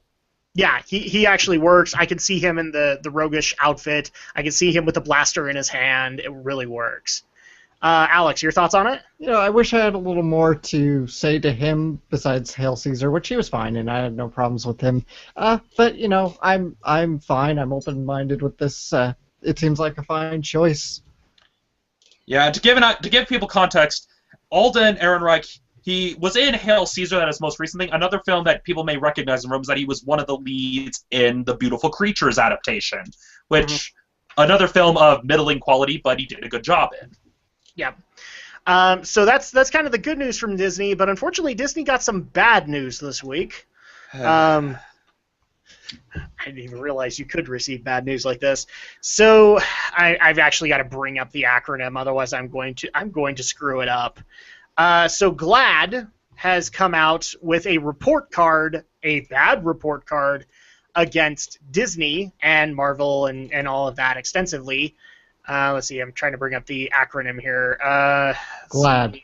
I believe it stands for Gay and Lesbians Against Defamation. Yeah, Gay and Lesbian Alliance Against Defamation, I think is what it is. Right. And so they apparently came out with a report card that is not good for Disney.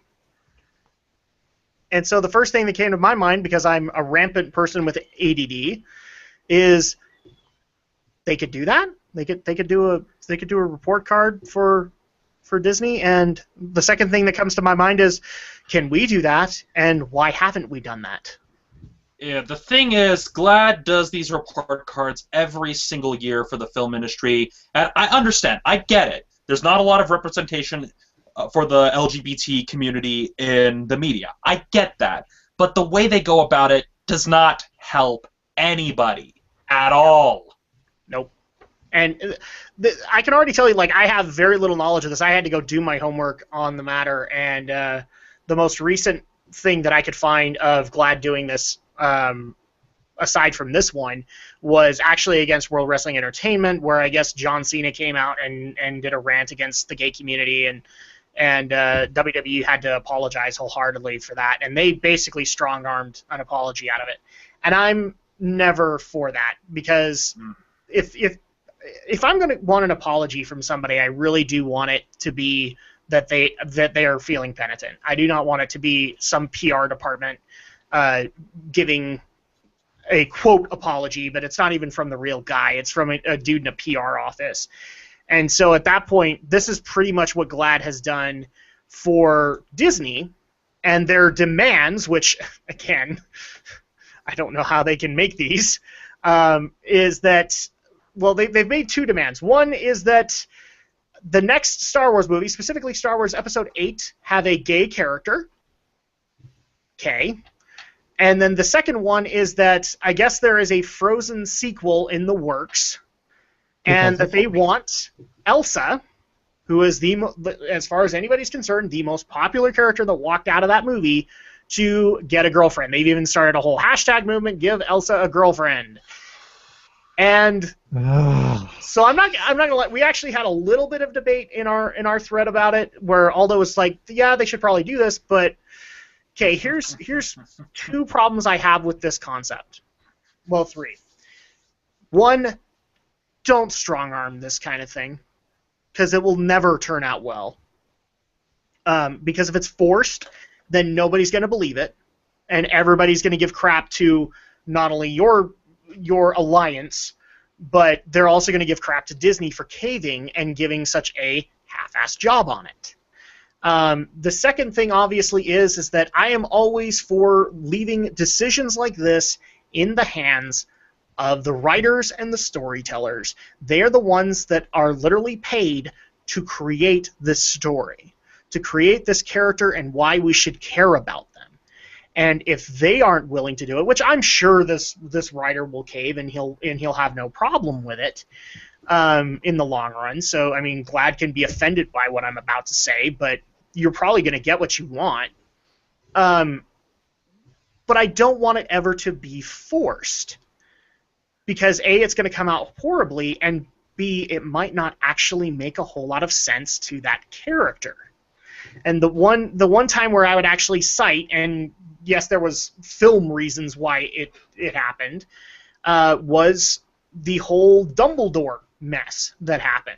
Where, yes, I get that J.K. had to explain that, before the director created a relationship that couldn't have possibly existed to her, and therefore would have been inaccurate, and she got to say that. But I was also one of those people that made the argument that was a detail we didn't necessarily need to know about Dumbledore, because it wasn't, not because, oh my gosh, he's been a pedophile for 6 books and blah, blah, blah.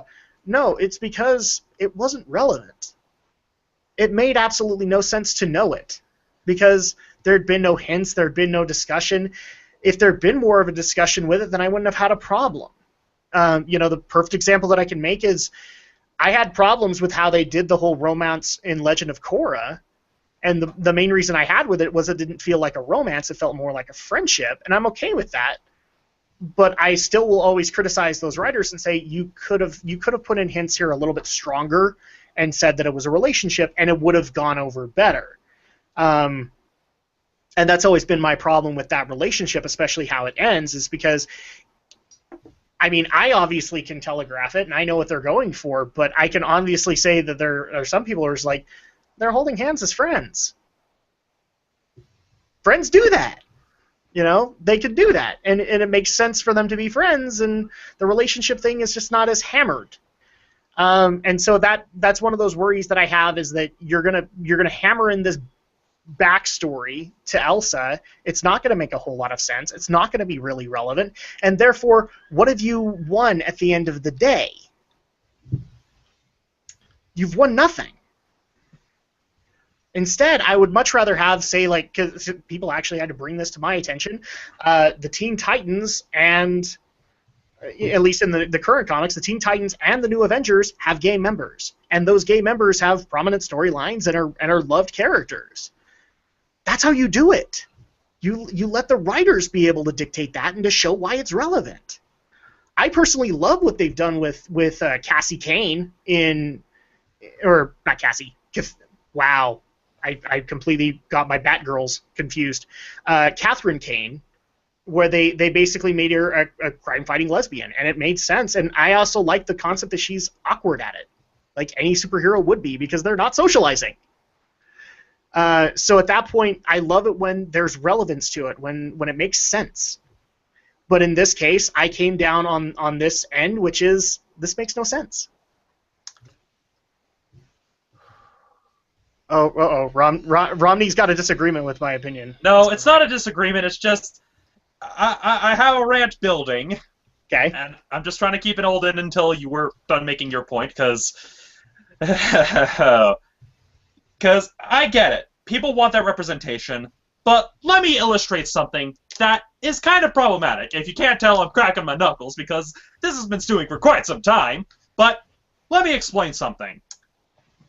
I understand people want representation for the LGBTQ community. That's only fair. But what about people who are asexual, aromantic, people who identify with Elsa for the fact that she's not defined by the fact that she's in a relationship with someone? What? You're going to take away one of the few characters that represent that aspect from them? All because, oh, she's obviously not interested in a man, she must be a lesbian. When, there are people who are asexual, there are people who are pansexual, there are people who don't fit into that stupid binary. You're going to basically... Sorry, I'm hitting the brakes really quick. She had a relationship? No, I'm saying that she doesn't. And basically, there's this very destructive stereotype, even in the LGBTQ, how many, like, acronyms. Letters. Point being, there's a very dangerous stereotype that has been perpetuated within the community that is equally as destructive as people saying that it's equally as destructive as the stereotype that gays don't exist in the world of Disney movies, and that is, oh, they're not in a relationship with a man, they must be a lesbian, or, oh, he's not in a relationship with a woman, he must be gay. No, it is not binary. It isn't. And that is equally as destructive, because what about the people who are asexual and aromantic who identify with Elsa because she's not defined by the fact that she's not defined by the fact that she's in a romantic relationship or not? What about the fact that she's a queen who's independent and only cares about her sister? Why is that not enough? I get it. People want representation, but that would be at the expense of another group of people that also don't have representation. How fair is that? And to further illustrate why I have the hashtag, and for those of you seeing on the Hangouts why I say Elsa should say Stingle, is that if we want Disney to create a gay character, they should do it in a completely original movie where they can actually explore the themes. Because what a lot of people don't realize is that Frozen was one of those productions that went through a lot of development hell, so they had to come up with a lot of ideas at the last minute. And frankly, that's not the kind of film, if Disney were to go the route of introducing a gay character, let alone a gay princess, I don't want them to tack it on another character as an afterthought. I'd rather have them take the time to make a film to actually explore those themes and build that up over time. Yeah. No, I'm kind of in that camp too. I really don't think that this should be done as a retcon, so to speak, which is what GLAAD is strong-arming to happen. I don't think that's the way it should go. I really do think you ought to just basically say, can you please consider this for the next movie that you're doing, and instead of trying to strong-arm in a character that already has backstory, that already has existing motivations, just start fresh. Yeah, plus people tend to forget Disney's actually been pretty frickin' progressive for the past few years. I mean, they've introduced on some of their sitcoms on the Disney Channel where, like, oh, a character has two moms, and there was a firestorm for that. There was most recently the firestorm with the stuff with the Ruby Slippers shipping on Once Upon a Time basically being made canon. And so it's kind of a case of Disney has been progressive, but they obviously are not they don't want to half-ass it because they know that's going to backfire. Yeah, because here's the thing too: if you push it too hard, it's going to have the opposite effect. It's going to then push people away from it. One of the examples that I would actually state is, and I'm going to get flack for saying this, but my wife is a big watcher of ABC Family, which is now Freeform, and I can guarantee you 80% of the original series that they have are all pushing. Funniest thing, they're pushing more lesbian relationships, but they have a couple of gay relationships in there. But since it feels like you're shoving it down people's throats, and before people start sending me crap of, well, some of these characters had existing stuff like that, that's fine. But when you feel like it's being shoved down your throat, you eventually want to go somewhere where it's not being shoved down your throat. I don't know how many times I received this recommendation that I give Steven Universe and Adventure Island or Adventure Time too much flack. That I should give them a shot because as an animation enthusiast, I would appreciate them. One of the reasons for Steven Universe being the subtle tones of gay relationships, I guess, is what happens in that series. And I'm not against that. I wasn't against it in Korra. I'm fine with it as long as it's explained properly. Yeah, it's pretty much a case of if you're going to do it, you need to do it right. I mean, that's the big problem here, that people are just... And that's the thing. You can't just... And by that, I don't mean that one of them needs to be the princess and one doesn't. No, I'm saying that they both come off as two real people, and they're going through those struggles. They bond through those struggles, and they, in turn, become a relationship because of those struggles. Yeah, I mean, a better example of one where that did happen is in Xena Warrior Princess. They basically, over all of the seasons, they explore the relationship between Xena and Gabrielle. They flesh that sort of stuff out, and I forgot about that. And thus it feels natural. And that's the thing. Basically, this is like the equivalent of somebody complaining that a comic artist who does a webcomic won't put on character traits that they themselves want just because reasons, and they automatically... Basically, for a lot of the people who are saying, oh, Disney should do this, how come you're not financing the people that are trying to do this? People who are trying to get those animated films that explore those themes off the ground. People who are trying to get those comics off the ground. No, you want the big monolithic companies to do it instead of, supporting the ones that are trying to do it. Yeah, another example that actually just barely came to me was Buffy, where Willow and Tara became a thing, and that was legitimately explained, and I actually liked how that was explained, where Willow kind of gets the idea that Tara's interested in her, but she doesn't immediately go over until I can't remember how they exactly did it, but enough things kind of broke in Willow's life that she was willing to go to Tara because she needed that comfort. I'll admit, as a kid when I was watching that, I was a little offended by that, but not because it was a gay relationship, mainly because I wanted to see Willow and Xander get back together, and that just wasn't happening. Yeah, and as time wore on, Tara grew on me, and I liked her character. I especially love the arc that they did at the end of that season where Willow becomes the villain. No, it was a season later where Willow becomes the villain because Tara dies. Yeah, and another example I can think of to get away from, because another destructive thing is that we have people pushing for same-sex relationships for a lot of female characters, but I mean, people tend to forget that there's homosexual relationships between men, and it's kind of that weird, stupid double standard where, like, oh, they're okay if women do it, but not if guys do it. And an example of a franchise fiction thingy that built a same-sex relationship between two men subtly and over time would be Welcome to Night Vale. I mean, it's just briefly alluded to, and then you slowly see the relationship build between Cecil and Carlos, and it's not even a big deal about it, because that goes into the other problem I have. Just because a character is gay, that shouldn't be all that their character is. And that's the other big problem that I see with people wanting to tack on these traits to characters without really thinking about if it would actually be in characters that, oh, this character is gay and that's going to be all that we focus on. No, that's equally as dumb. Yeah, exactly. I mean, and that's one of those issues. I actually had to go out and find out about the comic relationships, which were guys in those cases. Because I literally looked at it and went, yeah, a lot of these are female on female. And unfortunately, the one that I knew of was a teenage male relationship, which I'm not saying is a bad example, but it's not one I wanted to bring up. And so at that point, the comic book one was something that I can bring up. But you're right. There isn't a whole lot of that male end of that. A lot of them are female couples. Yeah, because, I mean, at least Marvel Universe has a little bit more balance. Because, I mean, of course, you have characters like North Star, which I doubt we're going to see in the Marvel Cinematic Universe since a lot of his backstory ties with the X-Men. But then you have characters like Wiccan and Hulkling from the Young Avengers that also have a pretty solid established relationship. And that was something that came about organically because they initially wrote the character of Hulkling to be a girl, but then they figured, you know what, let's have it be a guy, because obviously he's a Skrull, could change all these different shapes, and they just said, hey, let's roll with it, and it works, at least in the early run. I haven't read any of the newer run because I'm not going to bother. And yet, as a mistake, it worked. I mean, like, they originally were going to make this a female character, and then they decided, we'll just... I have no problem with that concept, because that's actually asking the question, should we just make him a guy? And do it that way. That's fine. Yeah, and that one, they basically made it work because it's just a case of, hey, they didn't make a big deal out of it. They basically just said, oh, hey, these two characters just happen to be in a relationship that formed during their early days of being on this team, and that's it.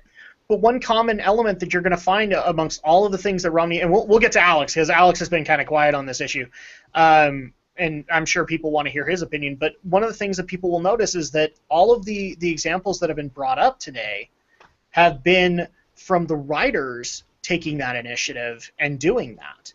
And sure, I'm sure there was some kind of level of corporate strong-arming, but when you leave it in the writer's hands, the writers find a way to fluidly make it work and make that character still relatable.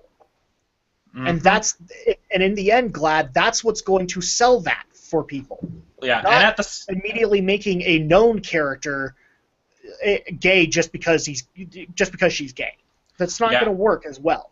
And at the same time, you shouldn't be doing it at the expense of other people that are looking for representation, like people who are asexual and aromantic, who don't care about being in relationships. I mean, people talk about lack of representation for the LGBTQ community. People who are asexual, they get, like, no representation. I mean, literally, the only character that has been confirmed asexual that I know, to my knowledge, has been Jughead, and that's it. Yeah, the one that comes to my mind that where people have tried to petition this actually is Warcraft, where a prominent female character, Jaina Proudmoore, I've seen a petition where they wanted to make her gay because she hasn't had, like, a relationship in the longest time. And I remember people actually debating this out, and my opinion was simply, this character doesn't work that way. Because this character already had relationships that ended horribly. And so at that point, it actually kind of made sense for her to be not wanting a relationship at that point. In the end, like they have her in a relationship now, and it's more like a trans species thing. But at least at that point, it works because they're both sad and they kind of help each other through that sadness. But I still remember, like, I know that it's happened for Jaina and one other Warcraft character. It's like you can't strong arm that, especially when you have years of lore, because it's not going to be sold as well. I can't remember what the other one was, but it's petitions like that just they kind of reinforce my argument. Whereas if you can create this character from the ground up, like say, I don't think it's been confirmed, but Overwatch's Zarya, then you have something to work with. You have something that you can build upon. Yeah, and that's the real problem here, is that if you want Disney to create, for lack of a better term, a gay princess, don't do it like this. No. You're not helping anybody. And in fact, you actually would drive people away because, I mean, yeah, you're going to have that parental backlash and all that. That's going to happen. That's just an unavoidable concept. And you're also going to have parents and maybe even like fans who are going to back away simply because it doesn't make a whole lot of sense. So, Alex, your thoughts on GLAAD's report card? And we didn't really talk about Star Wars, and it's really just because they're making a demand and nothing's happened yet. But your thoughts on the situation?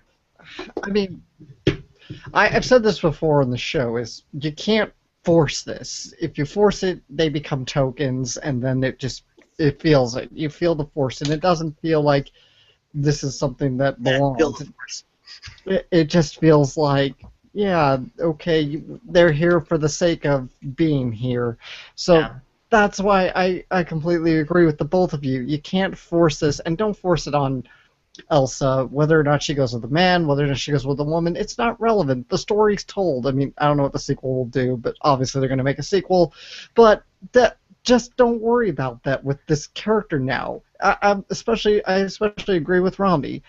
Flesh this out from the ground up. Make something new. Make something original. Then you have more things to work with. You don't have to worry about whatever might be preconceived.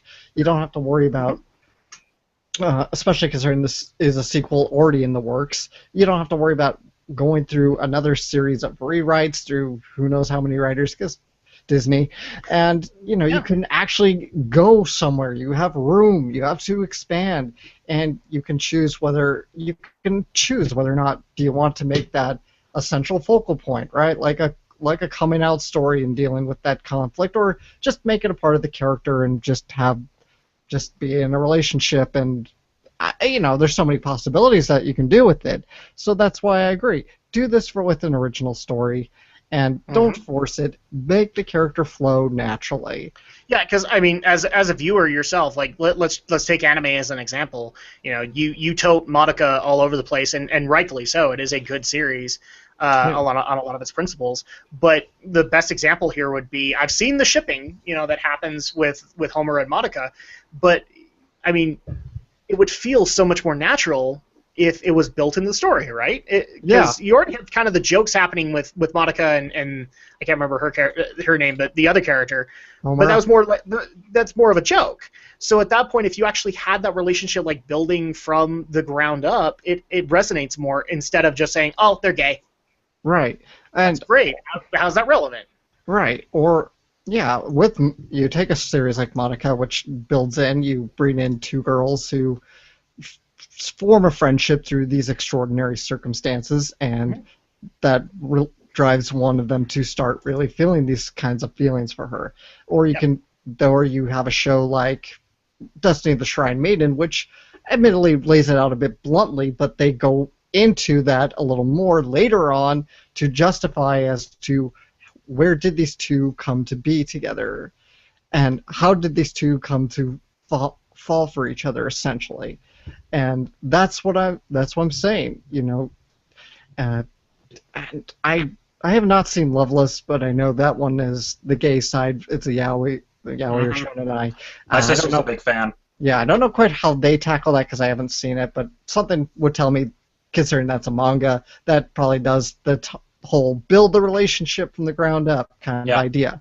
A better recommendation I would give would be Gravitation. Yeah. Okay.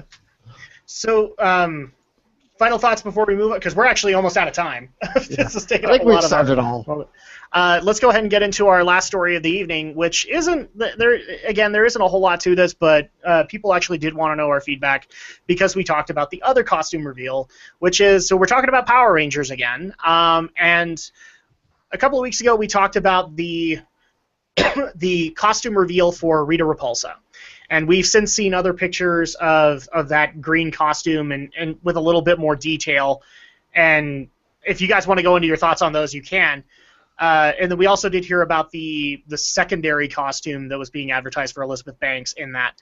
But today, or this week, we had another big announcement with the Ranger costumes finally being unveiled. And I mentioned that I would have to reference back to Joel Schumacher. This is kind of why, because when I looked at this originally, I kind of went, wow, that looks a lot like bat cod pieces and bat boobs. So let me go ahead and get a picture up here, because I'm not going to be able to explain this any other way. Let's see if I can enlarge the photo first. And here we go. Here is the image for the new Power Rangers imagery, or the new Power Rangers costumes. Now, with that, we also got a little bit more into the story of how the costumes will work. And that's where a lot of people wanted our feedback on it. So the way that the morphers now work is that they're more of a symbiotic relationship, roughly. They're more like the best way to explain it is like they're kind of like Venom symbiotes, but pure and just.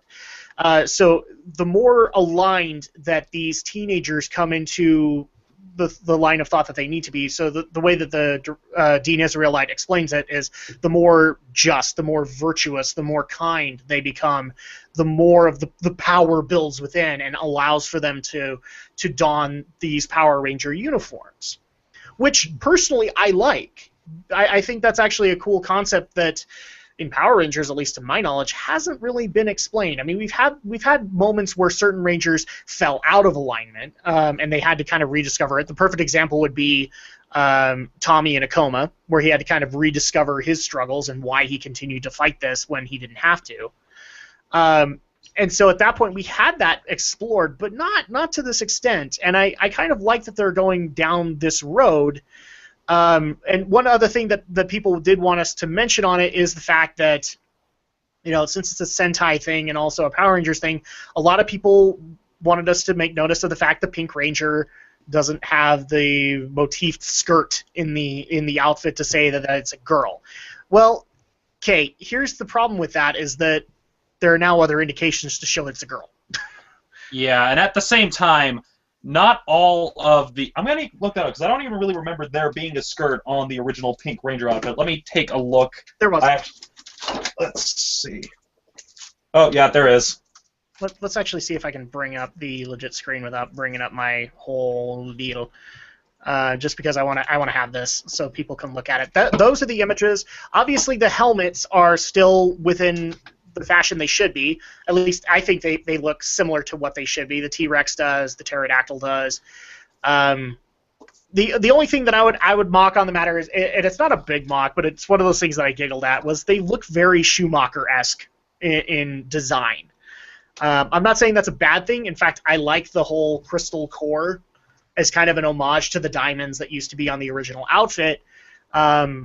I like that concept because, as you could kind of see it in some of the imagery, some of them shine brighter than others, which makes it sound like those people are a little bit more aligned with their respected ranger, and I like that concept. I really do like what they're doing here. The other piece of news before we get into the opinions, though, is also that Saban also did confirm the names, which goes against what they said originally, because the names are Zach, Kimberly, Billy, Trini, and Jason. So yes, they are. These are a reinterpretation of the original 5 Mighty Morphin Power Rangers, but with different backstories and whatnot. So let me go ahead and open this up to the panel and get their thoughts on the costumes and whether or not this is a good design choice, a bad one. I mean, obviously we have good examples of kind of 50-50 design with the Mighty Morphin movie that was made on our shores. Turbo's not really an example because they just utilized the outfits that were available. But yeah, so kind of get into your opinions on whether or not this is a good move, a bad move, whatever it is. Well, I can definitely see the need for them to kind of make it look different because one of the problems with the Power Rangers movies in the past was that, oh, it's too much like the TV show. I mean, Turbo is the best example where it literally feels just like an episode with a slightly larger budget. And so here, you definitely get a feeling of, oh, well, this is a new interpretation. And so I didn't like them at first, but the designs did kind of grow on me a little bit when I kind of read the whole thing of, oh, well, these are things that crystallize, that are coming from the will of the Ranger itself. And I'm thinking, okay, I can see it. I can see it working. I mean, I'll probably withhold it until I actually see it in action with an actual fight scene, but given that there's some narrative stuff to reinforce it, well, it's not too bad. I mean, it looks a little over-designed in a few places, but that's just me. And I understand that with superhero outfits, it's a tricky thing to design for. So some things are a little bit over the top, but at the very least, it's not as bad as I've seen with other superhero suits in the past. I mean, at least they're not like having too many conflicting color schemes. It's not like the Lost Galaxy outfits. But no. One of the things that we had as a criticism for Batman v Superman, where the costumes look too dark, these are brightly colored, and they should be. Mm-hmm. So, Yeah. I mean, I like the color scheme and what they're going for. One thing that I also wanted to add into another article which I wasn't able to track down, it was basically the same Dean Israelite interview, but it also goes kind of into the detail of the symbiotic relationship, where he kind of explains, like, the way that you're going to see this as an embodiment of them attuning themselves is like, you know, one will be able to unlock a gauntlet and be able to utilize that for a temporary amount of time as a means of protection, but then that would go away. But the more they align, the more the uniform shows, which I think is actually a good concept. A lot of people like to go along this line of, like, comedy. You know, like, for example, Iron Man 3 did this a lot, where we had to have the comedy kind of goofy thing where the Mark 42 wouldn't necessarily assemble properly. But in this case, it actually makes a whole lot of sense. As they align, they can unlock a little bit more to protect themselves, and then when they actually get to that point where they need to make that decision, they come together and form the Rangers. Yeah, and I definitely get very much that, since it's going to be about like them kind of becoming more just, I get a feeling that a larger theme is also going to be teamwork, where the suits may not fully appear until they learn to work to come together as a team. Which is one of I've seen this argued, where the first episode of Mighty Morphin didn't really illustrate that. And I agree wholeheartedly. There was no reason for them to come together, and in fact, when they came together in later episodes, it felt really forced. Well, yeah, I mean, the best example of them doing it right would be the opening of Time Force, where they weren't able to morph until they had someone unlock the Red Ranger morpher and actually morph with them in order to get all the suits to unlock. Yeah, exactly. And so this is actually kind of a good storytelling medium for these 5 teenagers to come together and under dire circumstances. Alex, your thoughts on the Ranger outfits? You know, they're not bad. I do really. They're growing on me a little more. They're kind of bulky for my taste. I'm not expecting, you know, the hard, fast adherence to the spandex of the 90s, of course. I expect them to change the outfits. It makes sense. But, you know, they're not bad outfits. I like that they are colorful. The colors are standing out. We're not going Zack Snyder here and muting everything. Goodness, yes. You know, I like the whole kind of crystal theme in the chest, even though I'm still kind of the guy who'd like to see the dinosaur symbols, which is always on the toys and fan art, but never actually in the show. Go figure. Yeah, you want to see the power coins. Yeah, I never knew why they did that with the toys. Yeah, the visors are kind of cool looking. I like how kind of like it's not so much the Red Ranger, but like the Blue Ranger and Pink Ranger especially. They kind of got like almost the big circular oval eyes, kind of like the cliche alien look, which is nice because these are alien powers. So it's like, oh yeah, kind of like aliens basically, you know. Which does kind of make sense, because the way that this has been advertised is that these are going to be alien powers. These are not like, you know, unlike Mighty Morphin, where they tried to say the power coins were here for a long time. This time it's that these things are coming from alien origins just as much as Rita is alien, and at that point they are going to look alien. That's actually one of the biggest complaints against it, is a lot of people have actually reacted to these outfits kind of in the same way that they reacted to the unveiling of the Transformers for the first Transformers movie. They look too alien. There's not really a whole lot of relatable factors. I actually think that's a personal strength. Yeah, and I mean, especially when you look at it, when you think about it, if they decide to like have the series carry forward and adapt other seasons, it actually does set things up kind of nicely, where you have something that looks really alien and unfamiliar, and then when you get to seasons like Lightspeed Rescue or even Turbo, where they're making the suits themselves, you could then have it kind of see, okay, well, here's what Zordon had created for these Power Ranger suits, and then when you get into later seasons where they're making it themselves, like, oh, well, here's the ones with a more human influence. It kind of sets up that sort of thing nicely, where you have it starting out really alien, and then maybe over the course of these movies, you see things kind of become more human as they change powers, change suits, and so on. And another thing that I also think that this does as an excitement, and again, this is going to be something for a later movie, but when you look at the costumes like this, it actually does kind of get you thinking, there is a Sixth Ranger. How is he going to look? Like, what are they going to do to make him different? Because the only thing to distinguish him was the shield. So how do you incorporate the shield into this new design? And I'm excited with what they try to do with it, especially given these designs. I'm not saying they're perfect by any stretch. I think there are some issues, but I would tend to agree they look a little bit bulky. I do see a little bit of spandex here and there in them, but they look like they're bulkier, kind of motocross-esque gear, which is probably where a lot of the base design comes from. But at least it gets you excited about what they could potentially do. I will also say another thing that kind of irritates me is, and I'm really beginning to get annoyed by this concept, that the female characters, if you guys look down at the boots, they have default heels. And I'm sick of that design choice, because these are supposed to be martial artists, and I don't care what anybody says. Like, you can see it in Green Arrow, but no self-respecting female martial artist is going to use heels to deliver that kick. Well, so not unless they're like trying to kill someone, and even then, that's only with stilettos. Yeah, like if there's a needle in the stiletto, then fine, I'll give you that. But this is a bit of a tangent, but I remember that one of my favorite scenes from the show Heroes was that you have like one of the people that was a stripper, and so she had like the stiletto boots, and she was trying to find her son, and like she literally intimidates a mobster. Like he knocked him on the ground, and she literally puts her stiletto heel on his temple, like saying, "Tell me where my son is, or I'm gonna stop you." And humans can kick pretty hard, so that you could do some serious damage. Yeah, so I mean that, and I can understand the concept of that. There is such a thing as like a femme fatale that would do that.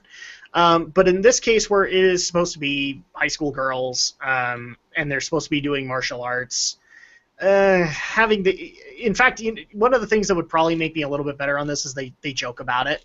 It's like, really? You guys get normal shoes, we get heels? The heck is going on here? But that's really like the beefs that I would have on it. That and the morpher isn't as pronounced, and I kind of want to see it a little bit more pronounced in these outfits. Yeah, but keep in mind that the morphing is probably not going to work the same way it did on the show, given we've got the crystallization thing, and so maybe the costume is going to reflect that in some regard. Probably. So final thoughts on it before we kind of wrap things up, because we're actually over time. Yeah. Well, I'm with Romney. It's gonna be need to see it in action, see how they really perform. Yeah. That's going to be a big seller. Yeah, and one thing I'm seeing is that someone in the comments is kind of pointing out that they may be even taking some influence from things like the Guyver, which I can kind of see in these suits. You might need to clarify this. I don't know a whole lot on Guyver. Isn't that the premise of Guyver? Is that it's like a symbiotic suit? Yeah, it's pretty much like a symbiotic alien suit that bonds with a person. And yeah, so that maybe even be a frame of reference they might be using with the whole crystallizing symbiotic things. Like maybe they're trying to kind of that might be the inspiration. Like I use the concept of Venom because that's what I can relate it to, but that's probably the inspiration that Saban went with. Yeah, it's particularly Dean Israelite, since he's the director. He's the one who's gonna have like battle sites saying, okay, we'll use this, we'll use that, and so maybe that's probably kind of where they're pulling it from. Is like thinking, oh, well, let's pull from the Guyver and to a lesser extent Kamen Rider Sheen, which was more kind of bioorganic stuff like that. And so I can kind of see some shades of that as well. Yeah. No, overall I'm excited for it. Well, if that's it, let's go ahead and wrap things up because we are actually over time here. So if people want to get a hold of us to give their opinions on the various stories that we covered tonight, for example, if people want to talk to Alex about the fact he hates EA unjustly and the fact that he is already criticizing a department of EA or a division of EA before they've even made the Star Wars game, Alex, how do they get a hold of you? Well, bring it on. I'm ready. You can find me, of course, here on YouTube. Shadow Blizzard 3000 is, as such, my main channel. That's where 90% of my content's going to be most of the time. But as I've had to mention time and time again, I'm currently stuck with a copyright strike for the next several months. So I do have a secondary channel, Shadow Blizzard 3000 X2. So anything over 15 minutes has to go there for the time being. So follow me on either or. You'll generally see something come out. Just got a review out of Legend of the Twilight this week. Already working on my next review, so that'll be coming real soon. And of course, follow me on Twitter at AlexJShort is my handle. All right. Romney, if people want to get a hold of you and dispute your whole problem with GLAD having a problem with what Disney's trying to do, how do they get a hold of you? Well, you can always find me here on YouTube at youtube.com/StudioGhostUtah. You can also find me on Facebook at facebook.com/Romney'sReviews. You can also find me on Twitter at RomneyReviews. And my recommendation this week for the Romney's Reading Club, it's not one that I purchased today because of the whole Free Comic Book Day thing, but my recommendation is the Dark Horse Book of the Dead. It's a collection of various horror comics by various writers. I think they put one out every single year around October. And I've enjoyed them, at least the ones that I've been able to hunt down at libraries and used bookstores. And you get some pretty good stories you wouldn't normally see in a lot of comics. And so I highly recommend, if you are able to hunt down any of Dark Horse's Books of the Dead, I highly recommend them. I think I actually have that as a recommendation on my Comixology queue at one point. I don't read a whole lot of Dark Horse. Well, yeah, like this one I have here opens with a Hellboy story, but it also has like other comics by other artists. It also has a prose short story by Robert E. Howard, who some of you may know as the creator of Solomon Kane and Conan the Barbarian. And so those are definitely good things to check out, is to just kind of see these horror anthologies, kind of like Tales from the Crypt, kind of like 2000 AD. And so that's my recommendation, the Dark Horse Book of the Dead. Yep. If people want to get a hold of me, unfortunately my lower third isn't working tonight. I don't know why. I was just having some bugs with the app that we usually use to do that. So if people want to get a hold of me for my thoughts on the Nintendo Talk, on whatever they want to, there are two really great ways to do that. One is to go to my YouTube channel, which is youtube.com/Drac2326. That is where the Geek News archive for the live episodes is hosted. It's, Ratchet and Clank review aside, and so you guys can watch all of the various episodes and all of the opinions that we've had over the many years, because we have stuff spanning back all the way to 2014. In that archive, so you guys can look forward to that, and also check out all the content that I have on my channel too. I do video game reviews. I just barely put out my review of the PS4 Ratchet and Clank Reimagining, and in the next couple of days I will have a Star Fox Zero review for people to either enjoy or not enjoy. I also do a lot of Let's Play content and streaming content. However, that's actually going to change for the summer, since we have tons of big plans for the summer. This is actually the first that people are going to hear of it, because I haven't edited the video yet. But I'm actually going to be suspending live streaming on the channel for the summer, and the main reason I'm going to do that is for time, because I want to be able to get all of the other opportunities that we want to do for Geek News, as well as all of the other things that I'm trying to do in the meantime for that completed, and unfortunately live stream kind of cuts into that time. So the content will still be coming. Don't get that the wrong way. The content will still be coming, but it'll be coming on my own time, and the only thing that will really change on the matter is it's not live. So I promise that you guys are still going to get me trying out independent games that you guys recommend, as well as multiplayer games if I can make it work. The second place to get a hold of me on Twitter is under my handle at Drac2326. I will admit I'm not the most Twitter savvy. I try to keep up with a lot of the stuff that you guys send to me, and it makes me feel bad when I actually do miss something through the cracks. I just barely found a tweet that somebody sent to me, or a private message that somebody sent to me, like, I think it was 2 months ago, and it was something that they actually wanted to know my opinion, and thankfully it got answered, but it obviously couldn't have. So unfortunately I'm not the most Twitter savvy, but I do check it every day to see if I can at least catch some of those. If you guys want to get a hold of the show directly, there are 4 ways to do it, and I'm going to go ahead and go into them in order. First of all, starting with the social networking. You can go to Facebook and look up Geek News Reviews and Opinions and like it, and you can go to Twitter and go to @GeekyNRO, and those are our Twitter and Facebook pages and pages. And you can see when we're going to be going live. You can get up-to-the-minute information, whether or not we are going to be able to go live, whether or not we're having internet trouble. Also, the stories that we might be covering, or maybe even the stories that we don't cover, because I do try to put those in, too, to get you guys' opinion on the matter. In fact, I think one of the ones that's going to hit the Facebook page is this was a recent announcement, I think today, the possibility of a Slender Man movie. And so we're going to put that up and just see what you guys think. We'll probably talk about it next week, but I want to hear what people have to think on a Slender Man movie. I mean, we did that for the Five Nights movie, for crying out loud. So those are the social networking ways to get a hold of us. The other way to get a hold of us is through our email, which is geekyweek@gmail.com. You can leave suggestions for stories you'd like us to cover. A lot of the stories that we cover tonight were also being suggested by listeners and wanted to know our opinions on it, so we do go through that and make sure that we can get you guys' voices heard. And the other way is through Podomatic, which you can actually get the podcast at geekyweek.podomatic.com. And granted, people actually did approach me on this matter. Yes, they are edited. I try to give them a little bit more of a professional quality to it, just so that people can appreciate them a little bit more. I'm not trying to detract from them. A lot of people think I'm trying to do that. That's not the case. So you guys can go to geekyweek.podomatic.com for a little bit more of an audio experience instead of the live one. And also, there is a button for subscribing to iTunes, so you can get that feed on your iTunes subscriptions. And then also, just a little bit of business. So people have been asking on this stuff, and I just want to kind of sweep it under the rug. We did confirm that we are doing the group review for Teenage Mutant Ninja Turtles Out of the Shadows, and they also wanted to know what other movies we had this summer. We really don't have a whole lot movie-wise. We have plenty of other things planned for Gaming with the Geeks, but movies we have TMNT Out of the Shadows, and we also have Suicide Squad. But I don't think we have anything in July. So that's going to be a thing. And people are already probably going to ask, well, what do you have planned for Gaming with the Geeks? I'm going to leave that a secret, because I think what we have planned you guys are going to enjoy. Obviously, it's going to take a lot of effort on my end. That's why I had to suspend the live streaming, but I think it'll work out in the end for people. But that's going to go ahead and do it for us this evening. So we hope you guys have all enjoyed. We continue to love and appreciate you guys' support that you show for the show, as well as for our individual channels. And in the meantime, until next week, for me, for Romney, for Alex, and for Aldo and Brenton, who unfortunately were not able to make it tonight, we'll see you next week for even more geek news, reviews, and opinions.